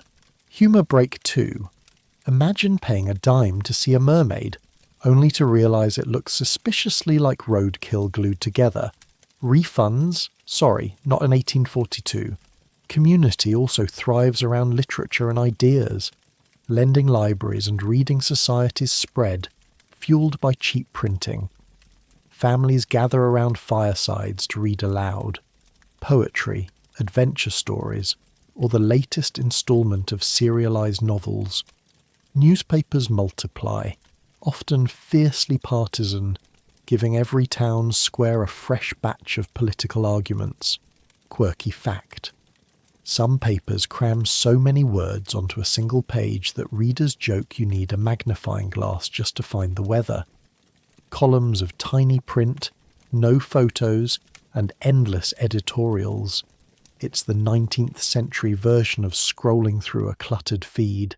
Meanwhile, immigrants bring their own cultures, reshaping communities. Irish, German, Chinese and others carve out neighbourhoods, build churches, and establish newspapers in their own languages. To some Americans, this sparks suspicion and prejudice. To others, it enriches the nation's cultural stew. Festivals, foods, and traditions slowly weave into the broader fabric of American identity. Humour break 3. Picture a German baker trying to sell pretzels in a frontier town, while locals wrinkle their noses. Fast forward 100 years, and Americans can't imagine a ball game without them. Lesson learned. Today's weird foreign snack is tomorrow's national favourite. As the century draws to a close, photography begins freezing moments in time. Families pose stiffly in studios, unsmiling, as if joy would crack the camera lens. These photographs, tucked into albums or sent across oceans, allow communities to remember themselves, to carry their culture forward in ways previous generations could not. Yet beneath the laughter and gatherings, tensions simmer. The 1800s are marked by inequality, slavery, gender limits, the marginalisation of native peoples and immigrants. Communities offer belonging, but often at a price. Someone else is excluded. The true culture of America in the 19th century is not a single story, but a tangle of voices competing, clashing, and slowly, painfully, learning to share the same space. As you drift towards sleep, the hum of a distant fiddle fades. You've walked through farms, schools, churches, circuses, and secret lodges. You've tasted cornbread and pretzels, sat on hard benches and listened to fiery speeches. The culture of 1800s America is not polished or perfect. It's raw, uneven, often contradictory, but unmistakably alive. And in every laugh, every handshake, and every whispered story, you see the roots of the modern nation beginning to grow. Gold dust clings to your fingertips, though more often than not it turns out to be nothing more than glittering fool's gold. Iron pyrite, the cruel little mineral that tricks your eyes and breaks your heart.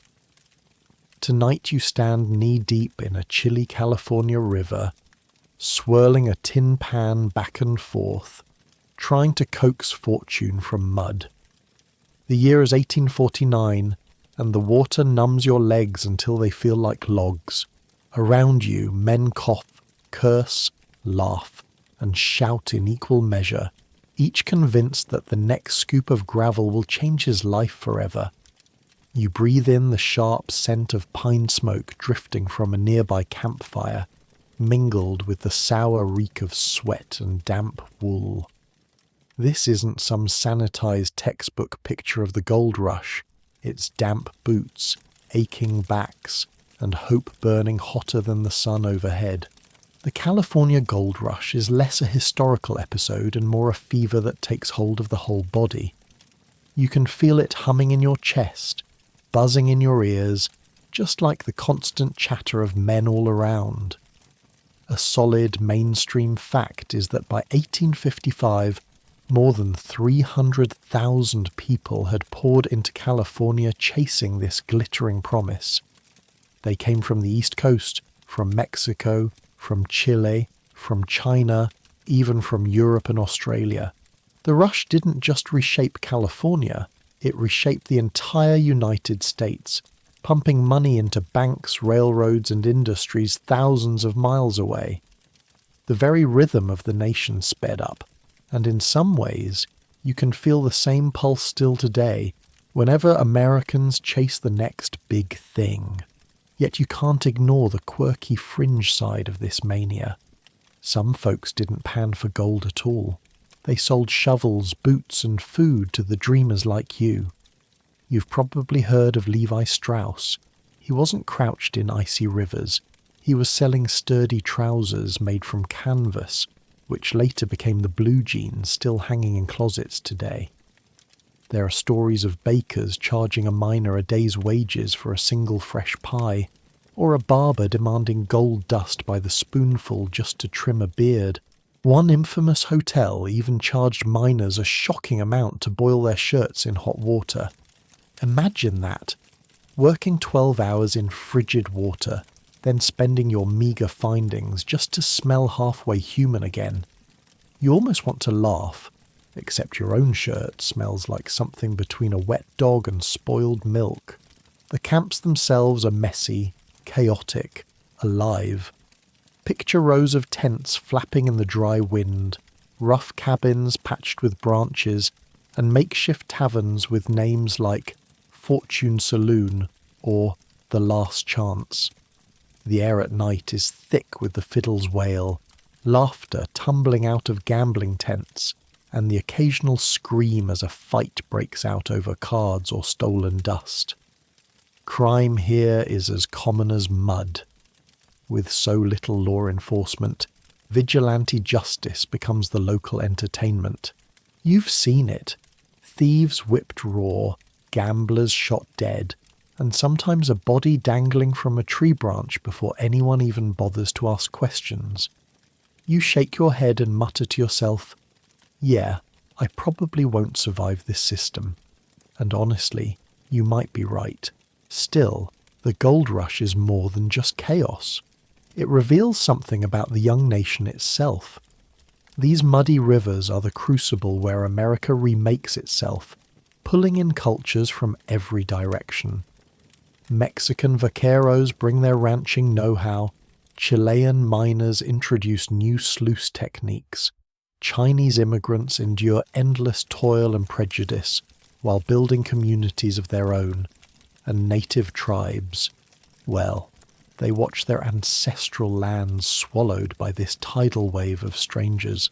Free black men and women join the gamble, some carving out rare spaces of independence in an unforgiving world. Historians still argue whether the gold rush was truly a melting pot, where cultures mixed equally, or whether it was just another brutal chapter of exploitation and displacement. Either way, you feel the tension in the air. By day, you shovel gravel and curse the cold water. By night, you stumble into gambling tents lit by whale oil lamps. Cards slap against wood tables, dice clatter, whiskey spills. Men cheer one moment and weep the next as fortunes vanish faster than they were found. Ironically, more miners go broke here than strike it rich. A sober historical fact. Very few actually discovered the legendary mother lode. Most ended up deeper in debt, their health ruined by exhaustion, bad food, or disease. Dysentery, scurvy, and accidents claimed far more lives than any pistol duel. If you live long enough to tell your tale, you might count yourself luckier than most. Yet there's something intoxicating in the dream itself. You feel it every time your pan catches a glint of something shiny. Maybe tomorrow is the day. Maybe the next swirl of river water will reveal a nugget the size of a walnut, heavy and glowing. Hope becomes the true currency here, traded more feverishly than gold itself. People bet their lives on that hope. And honestly, aren't you doing the same? Look closely and you'll notice women in these camps, not only as cooks or camp followers, but as entrepreneurs. Some open boarding houses where miners gladly pay for a real bed. Others wash clothes, run small shops, or bake bread that sells for absurd prices. A few even don trousers, grab pickaxes and join the diggers themselves. Their names may be buried under the noise of history, but without them, these towns would have collapsed into even harsher misery. The gold rush plants seeds far beyond these rivers. With so many people pouring in, California rockets from remote frontier to statehood in just 2 years. By 1850, it becomes the 31st state, a speed that astonishes even seasoned politicians. The rules bend, because gold bends everything: laws, borders, and even the idea of what America is supposed to look like.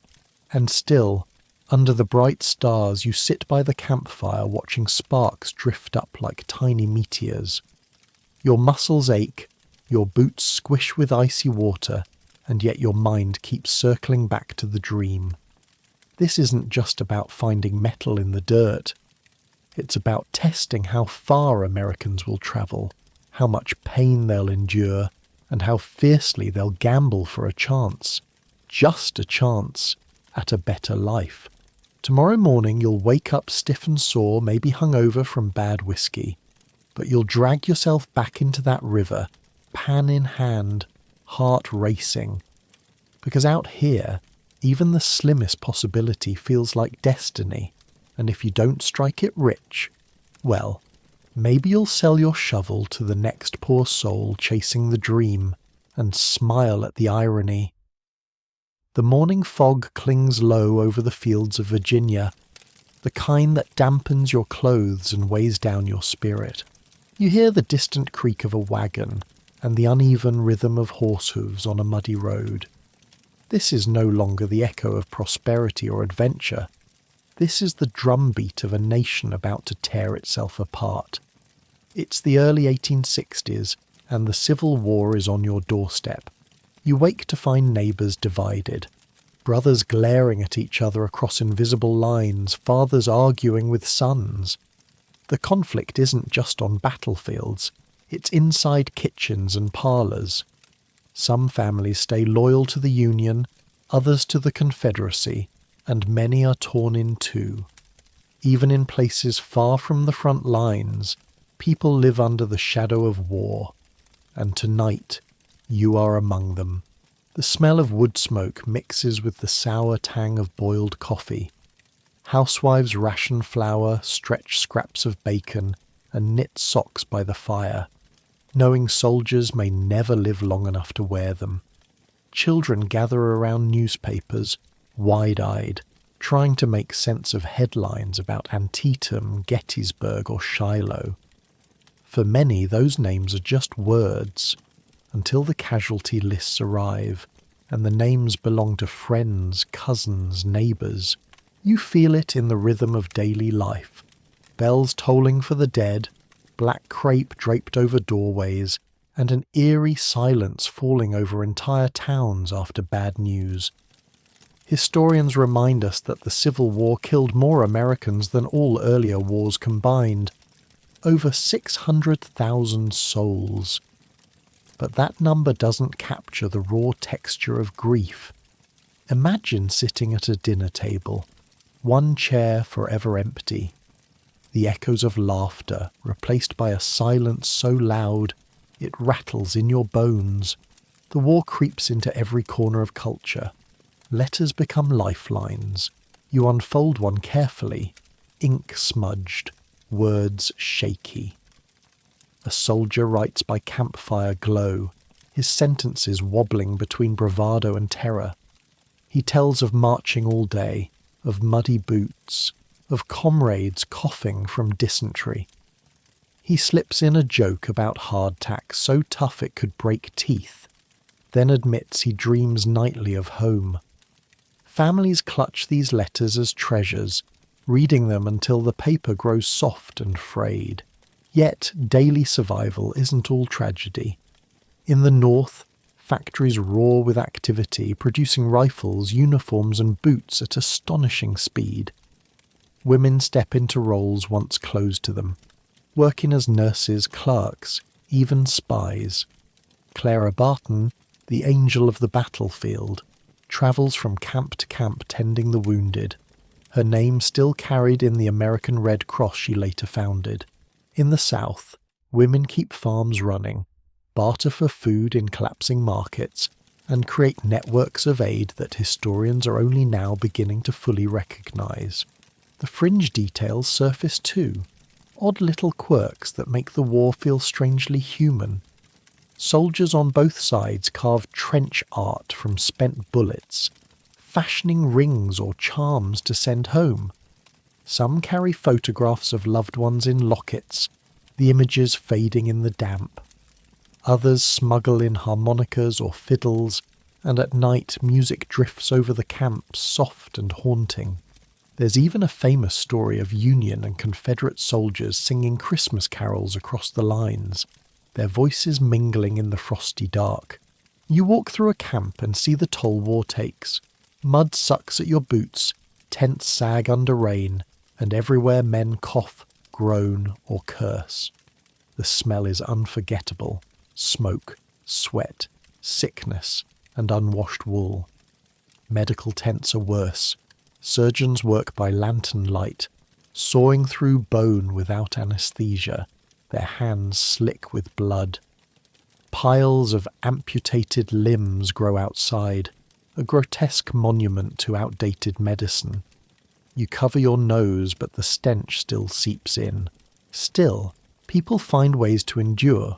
Soldiers trade coffee for tobacco across enemy lines, sketch caricatures in camp newspapers, or train stray dogs as mascots.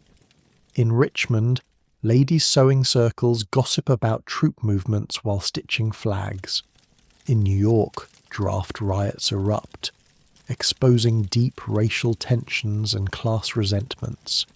The war is everywhere, shaping even those who never touch a musket. The spiritual side of culture deepens too. Churches fill with mourners, preachers thunder about sacrifice, and hymnals echo with longing for peace. In the North, abolitionists push harder than ever, tying the war's outcome to the promise of freedom. In the South, sermons defend slavery as God's order, even as enslaved people quietly whisper about escape, rebellion, or the possibility that this conflict could finally break their chains. And then there are the children. They march around towns pretending to be soldiers, wooden rifles in hand. They play battle in fields, not realizing that their games mimic real deaths just miles away. Some are orphans before they can even read. The war doesn't wait for them to grow up. It makes them grow up too fast. You sit on a farmhouse porch as twilight deepens. Fireflies blink in the humid air, but instead of peace, you hear cannon fire rolling faintly across the hills. The war is close now. You can almost feel the ground shiver with each blast. For a moment, you imagine the entire nation as a single house divided, its beams groaning, its walls splintering. Abraham Lincoln himself warned of this years earlier. A house divided against itself cannot stand. Now you live inside that collapsing house, and yet, even here, with the smoke of war staining the sky, there is resilience. Families sing together after supper, women read poetry aloud, children recite lessons by lamplight. Culture doesn't stop. It bends, reshapes, adapts. This is what makes the Civil War such a defining moment. It isn't only about generals and battles. It's about ordinary people learning how to survive in extraordinary times. As you drift towards sleep, you whisper to yourself, maybe tomorrow the letters will bring good news. But deep down, you know the war still has years to run. The footsteps of soldiers echo in your dreams, and you wonder if the nation can ever stitch itself whole again. The cannons have fallen silent. The smell of gunpowder fades, leaving only the bitter smoke of memories. You wake to a new America, not peaceful, not yet whole, but trying to patch its wounds with fragile thread. It's the late 1860s, the beginning of Reconstruction. You step into a town square in the south. The courthouse looms, but its bricks are cracked and blackened by fire. Half the shops are shuttered, their windows broken, their shelves bare. Men in tattered grey uniforms wander the streets, haunted by defeat. Women sell pies or baskets of vegetables, anything to scrape together a few coins. The war has ended, but survival is still the order of the day, and yet something unprecedented is happening. Freedmen, formerly enslaved men, women and children, walk through the same streets with heads held higher than before. Some carry union passes, others cling to family members they've been reunited with after years of separation. A young boy, barefoot but smiling, shouts, "We're free," before darting off to chase a stick down the dusty road. You enter a small wooden schoolhouse. It smells of chalk, pine boards and sweat. Inside, children sit shoulder to shoulder, eyes wide, repeating letters after a weary but determined teacher. Many are teenagers, or even adults, learning to read for the first time. They clutch slates and scratch their names with awkward strokes, proud of each letter. The Freedmen's Bureau, set up by the federal government, is helping build schools like this, and missionaries from the north travel down to teach. To you, it feels like witnessing the first sparks of light in a place long kept in shadow. But outside, resentment simmers. Some white Southerners watch with tight jaws as black men in suits register to vote, attend political meetings, or even run for office. You hear whispers of the Ku Klux Klan, night riders who burn crosses, terrorize families, and try to strangle this new freedom in its cradle. A historian once wrote that Reconstruction was a revolution unfinished, and as you stand here, you feel the truth of that phrase. The South is caught between old habits and new possibilities. In the North, too, the mood is complicated. War weariness has settled over families who lost brothers, sons or fathers.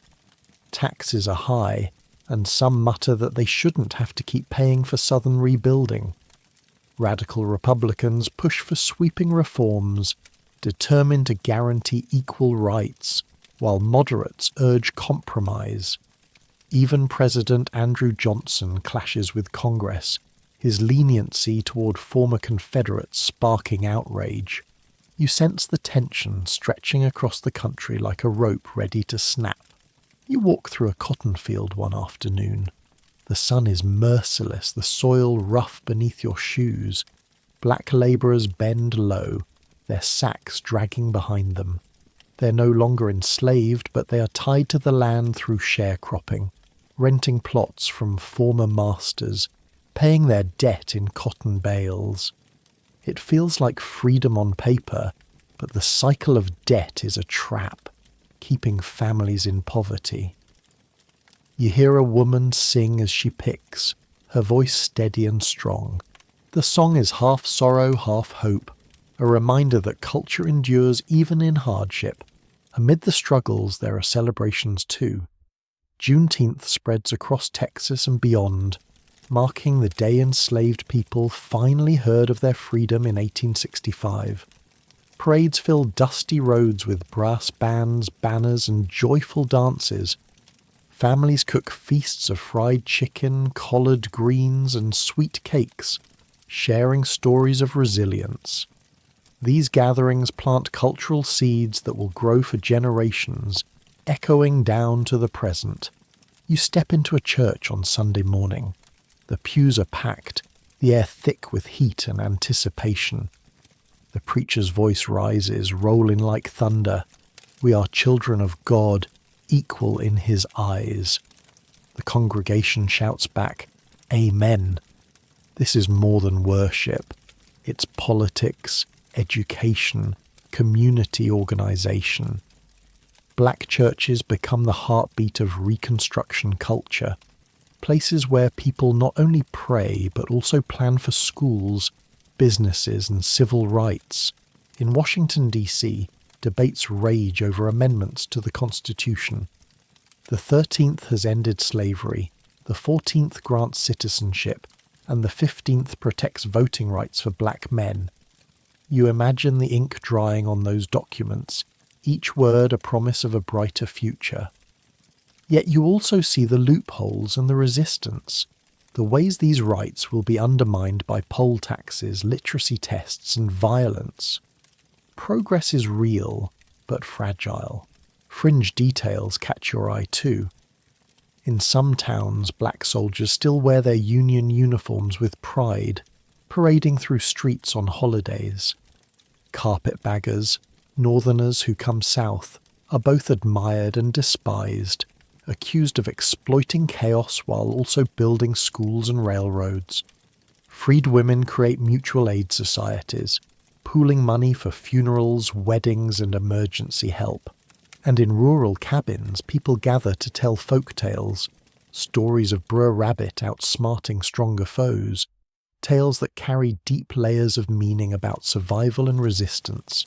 You end the day in a small cabin, a kerosene lamp flickering on the table. A family of 5 huddles together, eating cornbread and beans. The father talks about planting next season's crop. The mother reminds the children to study hard so they won't be cheated by nobody. A little girl hums a tune as she drifts to sleep, her eyelids heavy. There's weariness here, but also stubborn determination.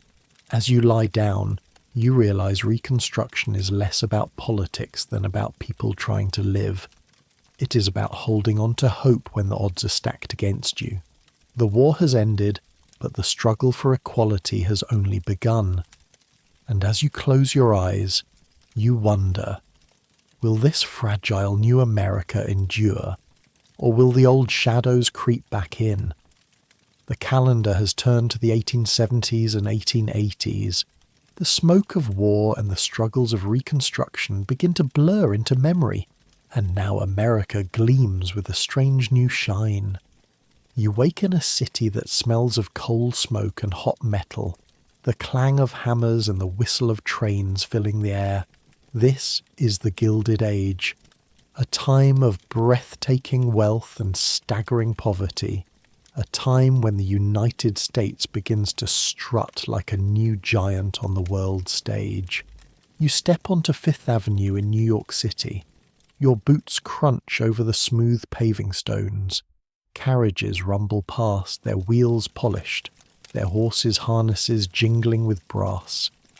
Mansions rise like palaces, each one more extravagant than the last.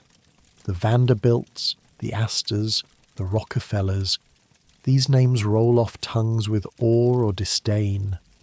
You crane your neck to stare at marble columns, stained glass windows, glittering chandeliers visible through tall windows.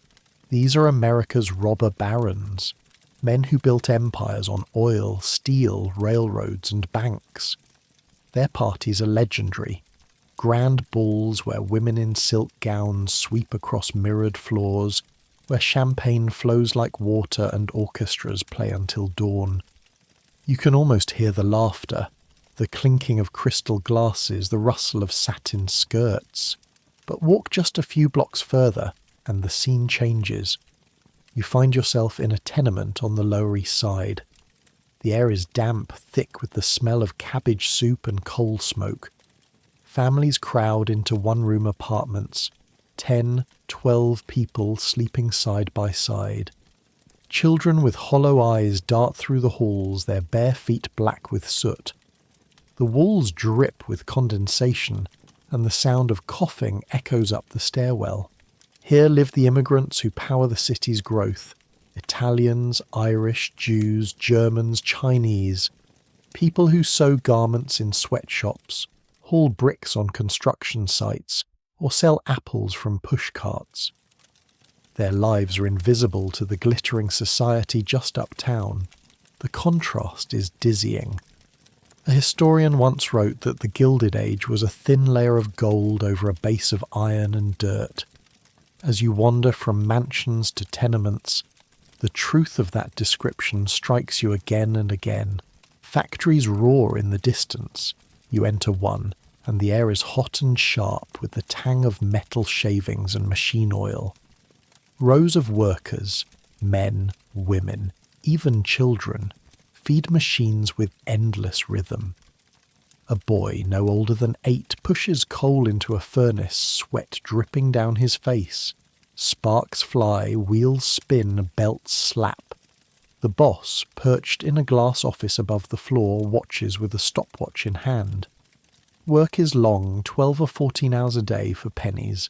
You feel the weight of exhaustion pressing down, the sense that human lives are being consumed by machines.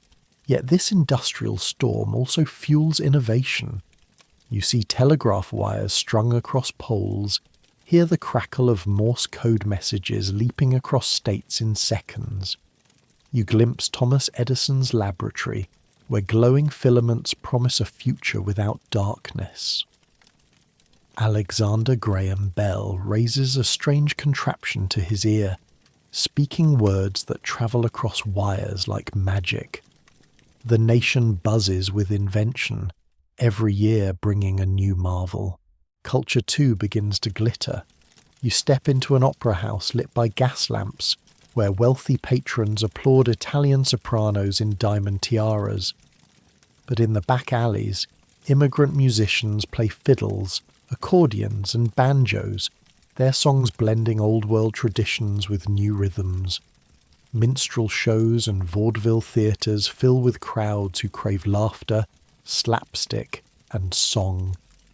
Baseball diamonds appear on city fields, and crowds cheer the crack of the bat.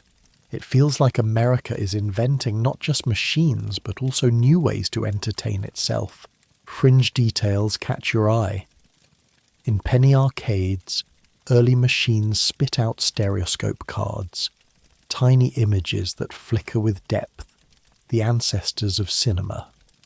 At seaside resorts like Coney Island, thrill-seekers try mechanical rides that rattle and clatter, their screams carried over the ocean breeze. In Chicago, planners sketch the outlines of the world's first skyscrapers, steel frames rising higher than stone ever could. But beneath it all, unrest simmers. You join a march of workers down a wide avenue. They carry banners demanding 8 hours for work, 8 hours for rest, 8 hours for what we will. Police on horseback shadow the crowd, clubs ready. The air crackles with tension. Soon there will be strikes, clashes and bloodshed. Haymarket in Chicago, steel strikes in Pennsylvania. The labour movement is being born in fire and sacrifice, the voice of workers rising against the thunder of industry. Back in the parlours of the rich, a different kind of debate takes place. Men quote social Darwinism, claiming that wealth is proof of superiority and poverty the fault of the poor. Others, like Andrew Carnegie, preach the gospel of wealth, that the rich have a duty to use their fortunes for libraries, universities and museums. You stand in a grand reading room filled with polished oak tables, knowing that it was built from the profits of steel workers who lived in shacks. The Gilded Age is a contradiction, and you feel it with every step. It dazzles and it disgusts. It produces wonders and injustices. It births modern America, urban, industrial, restless, divided. As night falls, you return to a tenement. The window rattles in its frame as a train passes in the distance. A family gathers around a single lamp, the father reading a newspaper slowly, haltingly, while the mother rocks a baby. Outside, a ragged organ grinder plays a tune, his monkey dancing on the corner for pennies. Meanwhile, uptown, gaslight chandeliers glow in ballrooms where champagne glasses clink. You lie down on a hard cot, and the sounds of the city lull you to sleep. The clatter of wagons, the coughs of neighbours, the faint notes of music drifting through the night. The Gilded Age is glitter and grime, hope and hunger. As you drift off, you wonder which side of America's coin will shine brighter in the years ahead, the gold or the rust beneath. The year is the 1880s, and the streets echo with clattering hooves, rolling carriages, and the chatter of a society in transition. You wake to the sound of a bell ringing from a church tower, mingling with the cry of a street vendor hawking fresh bread. The city feels alive, restless, and just beneath its polished surface, women are beginning to stir the pot of tradition, pushing boundaries, asking questions that shake the very foundation of American life. You walk into a parlour where lace curtains filter the morning sun. A group of women sit in heavy dresses, their waists cinched by corsets that make breathing a struggle, their skirts rustling like paper when they shift. At first, the scene feels familiar. Embroidery hoops, teacups clinking, polite laughter. But then you notice something unusual. Pamphlets scattered across the table, the bold letters spelling words like votes for women and equality. These are suffragists meeting quietly in homes, plotting how to change the world. Susan B. Anthony's voice seems to linger in the air, clear and uncompromising. There shall never be complete equality until women themselves help to make laws and elect lawmakers. Her ally, Elizabeth Cady Stanton, pens fiery speeches that demand property rights, wages for women, and education for girls. Across the country, these words spread like sparks, igniting conversations in kitchens, churches, and schoolrooms. You step outside and the street tells another story. Women hurry through markets with baskets of vegetables, tugging children behind them. Laundry flaps from windows, the smell of soap and steam filling the air. For many, the idea of suffrage feels distant, even irrelevant. Their days consumed by labour, not politics. Irish immigrant women scrub floors in wealthy homes, bending until their backs ache. African American women in the South juggle farm work with caring for families, some opening schools for freed children despite threats of violence. For them, survival itself feels like activism, and yet, in ways subtle and bold, women everywhere are stirring. In textile mills, you hear the whir of machines as young women, mill girls, demand shorter hours and safer conditions. Their strikes ripple through the towns, shocking mill owners who thought their workers docile. In universities, few and rare, young women sit in classrooms once reserved for men, their pens scratching furiously across paper as they seize the knowledge denied to their mothers. You travel westward and find a different kind of frontier, women homesteaders. Picture a woman in a calico dress, hands rough with work, guiding a plough through stubborn soil while her husband mends a fence. Out here, gender lines blur. Women shoot rifles to protect cattle from wolves, build sod houses with their own hands, and drive wagons across endless plains. Their independence feeds the argument that women are as capable of shaping the nation as men. Step into a lecture hall in Boston, where reformers gather. Frances Willard of the Women's Christian Temperance Union rises to speak. Her organisation fights not just against alcohol, but for broader reforms: labour rights, education, suffrage. For many women, temperance is more than morality. It is survival. Alcohol ruins families, drains wages, and fuels domestic abuse. Willard's words stir the crowd, her call linking the personal suffering of wives to the larger fight for power. In the middle of all this change, fashion itself becomes political. You watch as a woman strolls down the street in bloomers, baggy trousers under a shorter skirt, scandalising onlookers. It looks simple, even practical, but to conservatives it's shocking. A rebellion against the strict rules of femininity. Clothing debates fill newspapers with ridicule and outrage. Each stitch feels like a declaration. Women will not be bound forever by corsets and expectation, yet resistance is fierce. Politicians mock suffragists as unfeminine, dangerous to the natural order.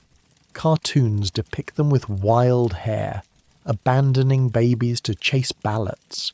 Ministers preach sermons warning that giving women power will unravel family life and the nation itself. The battle is not just political, it is cultural, emotional, deeply personal. But momentum builds. In 1869, Wyoming, far out on the frontier, grants women the right to vote, the first territory to do so. At first, skeptics laugh it off, calling it a gimmick to attract settlers. But as the years pass, other states follow, each one a spark. You can almost feel the tide rising, though it will take decades more before suffrage becomes a national reality. At the same time, women reshape culture in quieter ways. You enter a settlement house in Chicago founded by Jane Addams. The air smells of fresh bread and ink. Here, immigrant families learn English, children find safe playrooms, and women discover skills that open new paths. It is charity, but also empowerment, rooted in the belief that women can heal society's wounds. Step into a library built by Carnegie money, and you find rows of young women clerks cataloguing books. Enter a newsroom, and there is Nellie Bly, preparing for her daring trip around the world in record time, proving that female journalists can be bold, relentless, and headline-making. Even in entertainment, women like actress Lillian Russell dazzle crowds, commanding stages with charisma once reserved for men. Fringe details drift at the edges. In patent offices, women quietly file inventions, like Margaret Knight, who designs a machine that folds flat-bottom paper bags. In lecture halls, doctors debate whether higher education will damage women's health, claiming their brains are too delicate. Spoiler: women keep learning anyway. Spiritual movements, like seances, attract female leaders who speak with authority in ways denied to them elsewhere. Every corner of life feels touched by this subtle storm. As the day fades, you find yourself again in that quiet parlour. The suffragists are folding up pamphlets, their voices hushed but resolute. A child plays nearby with a rag doll, oblivious to the revolution her mother is plotting. Outside, the street lamps flicker to life, casting yellow pools of light on cobblestones. Somewhere uptown a grand ball begins, but here, in the hush of a modest room, the foundations of the future tremble. You lie down at last, the sounds of the city softening into a lullaby, the clip-clop of a late carriage, the whistle of a night watchman. Your eyes grow heavy as you think of the countless women stirring the pot in kitchens, classrooms, factories and streets. Their efforts may seem small tonight, but like the steady drip of water on stone, they are reshaping America drop by drop. As sleep takes you, you sense the momentum cannot be stopped. The pot has been stirred, and soon the whole nation will taste its change. The whistle shrieks before dawn, long and low, carrying across the still air. You startle awake in your narrow bunk inside a dusty station house, the vibration of steel wheels already thrumming beneath your feet. Outside, the rail yard stirs like a restless animal. Lanterns swinging, men shouting, sparks flying from engines as coal fires roar to life. It is the late 19th century, and America has bound itself together with steel veins, the railroad. Step outside, and you feel the ground shake beneath a locomotive as it lurches forward. Its iron body gleams black, its smokestack spewing a plume that paints the sky grey. This is no ordinary machine. It is a symbol of ambition, speed, and conquest. With every mile of track laid, mountains shrink, deserts surrender, and time itself bends. The iron horse has become the heartbeat of the nation. Picture the Transcontinental Railroad, completed in 1869, a golden spike driven into Utah soil to mark the moment East and West finally kissed. That ceremony lives in paintings and memory, but the truth is grittier. Chinese labourers laid ties across cliffs and blasted tunnels through granite with nitroglycerin, often at the cost of their lives.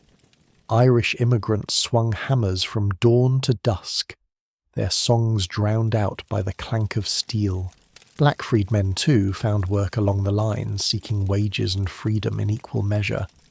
The railroad is triumph, yes, but also sweat, danger, and unmarked graves. Climb aboard a passenger car and life feels different. Plush velvet seats line the interior, brass fixtures gleam, and lamps cast a warm golden glow. Wealthy travellers sip coffee from porcelain cups as landscapes stream by. Cornfields fading into plains, plains giving way to mountains. A trip that once took months by wagon now lasts mere days. Families separated by thousands of miles can reconnect.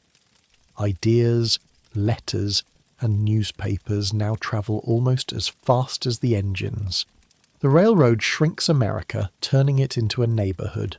But not all passengers ride in velvet. Step into a third-class car, and you find wooden benches crammed with immigrants carrying sacks of bread and wool blankets. The air smells of sweat and livestock, the rattling so fierce that children cry in exhaustion. These passengers endure, their eyes fixed on new lives in the West, their few belongings clutched tightly as though the train itself might swallow them. Step off at a booming frontier town. The tracks cut straight through the centre, flanked by saloons, hotels, and supply stores. Signs in rough lettering promise room and board and guns for sale. The whistle announces each arrival, and with it comes opportunity and trouble. Outlaws learn to ride trains too, leaping onto roofs, dynamiting safes, and vanishing into the wilderness with stolen gold. The romance of the railroad is never far from the threat of violence. For Native Americans, the sound of a whistle carries a different meaning. Intrusion. Tracks slice across buffalo ranges, splitting migration routes that sustain tribes for centuries. Trains bring soldiers, settlers, and endless hunger for land. Herds of bison, once numbering in the millions, are slaughtered in staggering numbers, often left to rot by hunters who fire from train windows for sport.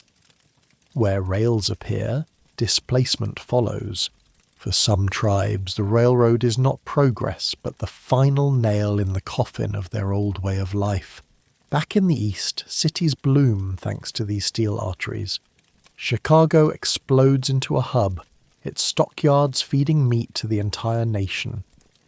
Pittsburgh becomes synonymous with steel, the clang of mills echoing day and night. Trains funnel raw resources into factories and carry finished goods outward, weaving together a national economy that feels unstoppable. Wall Street bankers and railroad tycoons grow rich, their names, Vanderbilt, Gould, Stanford, etched into the story of American wealth and corruption.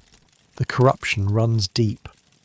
Railroad barons are accused of bribing politicians, fixing prices and exploiting workers. Scandals like the Crédit Mobilier affair reveal how deeply the steel tracks are tangled with greed. Ordinary farmers, bound by contracts that force them to pay high shipping rates, protest in anger. The Granger movement rises, demanding regulation. Railroads may be progress, but they also spark the earliest cries for corporate accountability in America. Step into a Pullman car, a rolling palace of polished wood, chandeliers, and curtained sleeping berths. For wealthy travellers, luxury is not left behind on the tracks, yet even here a story hides. The men who serve drinks, carry luggage, and shine shoes are mostly black. Pullman porters, many former slaves, who endure long hours and low pay. They navigate prejudice with dignity, creating a new working-class culture that will one day spark civil rights movements.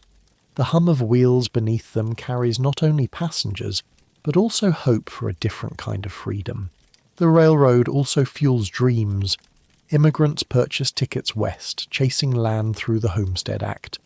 Advertisements promise fertile soil, golden harvests, and fresh beginnings. But reality can be harsher. Drought, locusts, and isolation waiting at the end of the line.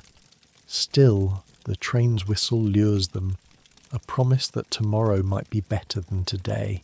Fringe details appear at every stop. A young boy races along the platform with a basket of sandwiches, one of the first newsboys selling food to passengers. A conductor checks his pocket watch, its ticking precision made possible by the railroad's demand for standardized time zones, a world first. Before trains, every town kept its own time, but the schedules required order. At noon on November 18th, 1883, the US synchronized its clocks. Time itself was reshaped by steel.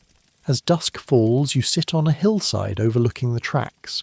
A train roars past, its headlamp blazing like a star, its iron wheels hammering the earth. Sparks trail into the dark sky, fading like shooting stars. You realize the railroad is not just a machine, it is a story of ambition, labor, loss, and connection. It binds families, moves armies, uproots nations, and defines an era. The night grows quiet again. In the distance, another whistle echoes, fainter this time, like a lullaby carried on the wind. You lie back on the grass, letting the hum of rails fade into dreams. The railroad nation is alive, and as you drift asleep, you know its tracks will shape America's destiny for generations to come. The first thing that hits you is the smell. Step into a Gilded Age city, and your senses are instantly overwhelmed. Horse manure thick on cobbled streets, coal smoke drifting from 1,000 chimneys, the metallic tang of iron rails, and the sharp bite of sewage carried by sluggish gutters. And yet, through this miasma, comes the warm sweetness of chestnuts roasting, the buttery fragrance of bakeries, the salty air of oyster stands. It is both foul and fascinating, an olfactory map of life in America's booming cities of the late 1800s. Now open your eyes and look around. Towers rise higher than you imagined, skeletal frames of iron and steel pushing skyward. New York's skyline begins to sprout with the first skyscrapers, 10, 12 stories tall, astonishing citizens who once thought no building should rise above a church steeple. Elevators, recently perfected by Elisha Otis, make such vertical ambition possible. Every clang of the gears is a promise. Cities can climb toward the heavens. At street level, the crush of humanity is relentless. Immigrants pour in daily, their faces pale from sea voyages, their languages clashing in the air. Italians unload baskets of tomatoes, Jews set up tailor shops, Chinese labourers build laundries, Irish workers swing hammers in construction crews. Side by side they form a kaleidoscope of culture, stitched together by hope, hardship and necessity. The city becomes a living Babel, every block humming with different accents, songs and smells. Children dart through alleys barefoot, carrying pails of water or hawking newspapers. Newsboys shout headlines, mayor accused of bribery, their voices cracking with desperation. In this era, child labour is common. Tiny hands reach into machines, tiny bodies crawl into coal chutes. Reformers campaign against it, but for now the city runs on the energy of its youngest. Above them loom the tenements. These brick giants cram thousands of families into dark, airless rooms. One window might serve an entire apartment. Privacy is a luxury. Disease is a constant companion. Tuberculosis, cholera, influenza. Illness spreads quickly where water is scarce and sanitation non-existent. And yet, even here, life persists. You hear lullabies in Polish, laughter in Yiddish, lullabies sung beside cooking fires of cabbage and garlic. Poverty may weigh heavily, but it does not silence joy. Turn onto Fifth Avenue, and the contrast stuns you. Mansions stretch along the street, built by America's new aristocracy. The Carnegies, Vanderbilts, Astors. Their parlours glitter with chandeliers, their ballrooms echo with the swirl of silk gowns, their walls lined with European art. This is the Gilded Age, a phrase coined by Mark Twain to describe an era that sparkles with wealth on the surface, while hiding corruption and struggle underneath. Here, society ladies hold afternoon teas, and men in top hats debate investments, while just blocks away, families huddle in basements with empty stomachs. Factories roar at the edge of the city. Steam whistles pierce the air as iron presses stamp, spindles spin, and furnaces blaze. Sweatshops crowd into upper floors of warehouses, where young women sew by lamplight for pennies a day. Some collapse at their machines, some are locked inside. Tragedies like the Triangle Shirtwaist Factory fire remind the world how fragile life is in these mills. Yet workers endure, fueled by the belief that tomorrow might be better, or by the raw need to survive today. Step into a saloon, and you feel the city's pulse quicken. The air is thick with smoke, laughter, and the clink of glasses. Immigrants gather here after long shifts sharing beer, bread, and stories. But saloons are not just watering holes. They are political machines in miniature. Ward bosses, often tied to organisations like Tammany Hall, buy loyalty with free drinks, coal for winter, or jobs for cousins. Democracy here smells of whiskey and cigars. And politics, how tangled they are. Corruption seeps through the system. City contracts awarded to friends. Police bribe to look away. The public knows. The papers shout. But the machine endures. Why? Because for the poor, those bosses sometimes deliver what the government will not. Food, shelter, and help finding work. To them, corruption is survival with a handshake. Amid the chaos, progress marches on. Electric lights begin to glow, casting a new radiance over streets once lit only by gas lamps. Elevated trains rattle overhead, freeing traffic from clogged roads. Telegraph wires hum, and soon telephones connect voices across town. These cities are laboratories of modernity, experiments in how millions can live together in spaces never meant for such numbers, and yet, in the parks and theatres, you glimpse beauty. Central Park offers a green oasis, where carriages glide along winding paths and children sail toy boats on ponds. Opera houses host performances of Verdi and Wagner, while vaudeville stages echo with comedians, jugglers, and daring acrobats. Entertainment becomes as vital as bread. People crave not just survival, but spectacle. Wander into a library funded by Andrew Carnegie's philanthropy, and you find quiet rows of books waiting to be opened. Education is the ladder reformers push toward the masses, believing knowledge can lift families out of poverty. Schools expand, Night classes for immigrants bloom, and newspapers multiply. Literacy becomes the new passport to belonging. Fringe details catch your eye. A street vendor sells pickles from a barrel for a penny. A milk wagon rattles by, its cans sloshing. A photographer sets up a tripod, offering portraits to newly arrived immigrants. Tiny photos they will send back to villages in Ireland or Poland. Proof of survival in America. The city is both cruel and kind, crushing and elevating, tearing down and rebuilding. At night stand at the Brooklyn Bridge. Completed in 1883, its steel cables stretch like a harp across the East River, lights shimmering along its span. Crowds stroll across, marvelling at its height, its grace, its daring. It feels like walking into the future. A bridge is not just stone and steel, it is a promise that human ingenuity can conquer obstacles, that a city can define nature itself. The hour grows late. The city does not sleep, not really. Wagons still creak, factories still churn, and saloons still buzz. But in your small rented room, above the noise and smoke, you lie back on a straw mattress. Through the window you hear laughter, wheels, a faint violin drifting from a street below. You close your eyes, feeling the restless heartbeat of the Gilded Age city, a rhythm that never stops.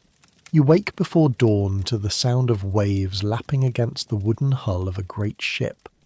For weeks you've crossed the Atlantic, packed into steerage with hundreds of others, families huddled under thin blankets, babies crying in the dim light, the air thick with sweat, salt, and seasickness.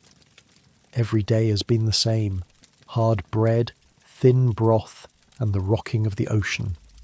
But today, a buzz runs through the passengers. A sailor has shouted the words everyone longed for. Land. America. The deck fills quickly. You push through, heart pounding, and there it is, the silhouette of New York Harbour. The mist clears and she comes into view, the Statue of Liberty, torch raised high, crown glinting in the morning sun. For some, tears stream instantly. For others, silence. For everyone, awe. Emma Lazarus's words, "Give me your tired, your poor," are not yet etched into memory, but the feeling is there. This is hope cast in copper, a beacon for the millions about to arrive. The ship glides toward Ellis Island, the island of hope, island of tears. From 1892 to 1954, over 12 million immigrants will pass through this tiny patch of land. You are among the first waves, swept up in the great tide of humanity pouring into America at the turn of the century. Disembarkation is chaos. Steerage passengers like you are herded down gangways, clutching bundles of clothing, papers, and sometimes nothing at all. The wealthier travellers in first and second class bypass Ellis entirely. They are waved through after a brief inspection on the ship. But for the rest, the island is unavoidable, a gate through which dreams must pass, or shatter. Inside the cavernous registry hall the line stretches endlessly. Sunlight pours through arched windows, illuminating faces from every corner of Europe and beyond. Italians in caps and shawls, Poles with heavy boots, Russian Jews clutching Torah scrolls, Greeks, Hungarians, Syrians, all stand shoulder to shoulder. The noise is a babble of languages, a Tower of Babel reborn. Doctors in white coats move swiftly through the crowd. They conduct what's known as the 6-second exam.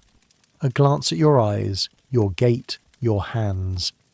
If anything looks suspicious, a cough, a limp, an inflamed eyelid, you're marked with chalk on your coat. An X means suspected mental illness. An H suggests a heart problem. Marked individuals are pulled aside for longer examinations, sometimes hours, sometimes days. For many, this is the moment of deepest fear. One sign of weakness could mean deportation. Next comes the interrogation. Inspectors sit at wooden desks, firing questions through interpreters. What is your name? Where are you from? Do you have money? Do you have family here? Can you work? The answers are scribbled into massive ledgers, ink sealing your fate. Some stumble at this stage, confused by language or trick questions, but most push through, desperate not to falter at the threshold of a new life. In the baggage room, trunks and bundles pile high. Children cling to dolls. Mothers carry loaves of bread from home. Fathers cradle battered tools, hammers, chisels, scissors. These objects are more than possessions. They are symbols of continuity, fragments of the old world to be planted in the new. Not all make it through. Some are turned back, diseased, penniless, or deemed undesirable. Families are split, children separated from parents. These are the tears of Ellis Island, remembered by descendants for generations. Yet for the vast majority the final word comes, "You may pass," and with it, relief floods the heart. Step outside and the city looms across the water, a jagged promise. Barges and ferries whisk newcomers to Manhattan. From there, immigrants scatter across the nation. Italians head to Little Italies, Jews to Lower East Side tenements, Germans to the Midwest, Scandinavians to Minnesota and the Dakotas. Chain migration pulls them along. Cousins, uncles, whole villages resettle block by block. Life in America is rarely easy. Factories demand long hours for little pay. Slums teem with overcrowding and disease. Signs in shop windows sneer, "No Irish need apply." Newspapers rant against foreign hordes. The Chinese face exclusion acts, and Southern and Eastern Europeans are branded unfit. Yet, despite hostility, immigrants endure, driven by the belief that their children will climb higher. And indeed they do. Immigrant children crowd public schools, learning English, pledging allegiance, mastering arithmetic. They become interpreters between old country parents and the bustling new world. Some rise to prominence: shopkeepers, lawyers, politicians. Neighbourhoods like Little Italy and Chinatown bloom, vibrant with festivals, foods and faiths. Blending into the patchwork quilt of America, fringe stories linger. In 1907 alone, Ellis processes over 11,000 people in a single day. Imagine the crush, the sweat, the exhaustion. One young girl, only 12, travels alone from Russia with a tag pinned to her dress bearing her uncle's address in Chicago. She survives the journey, is questioned, and finally reunited. A small victory among millions. The impossible became routine.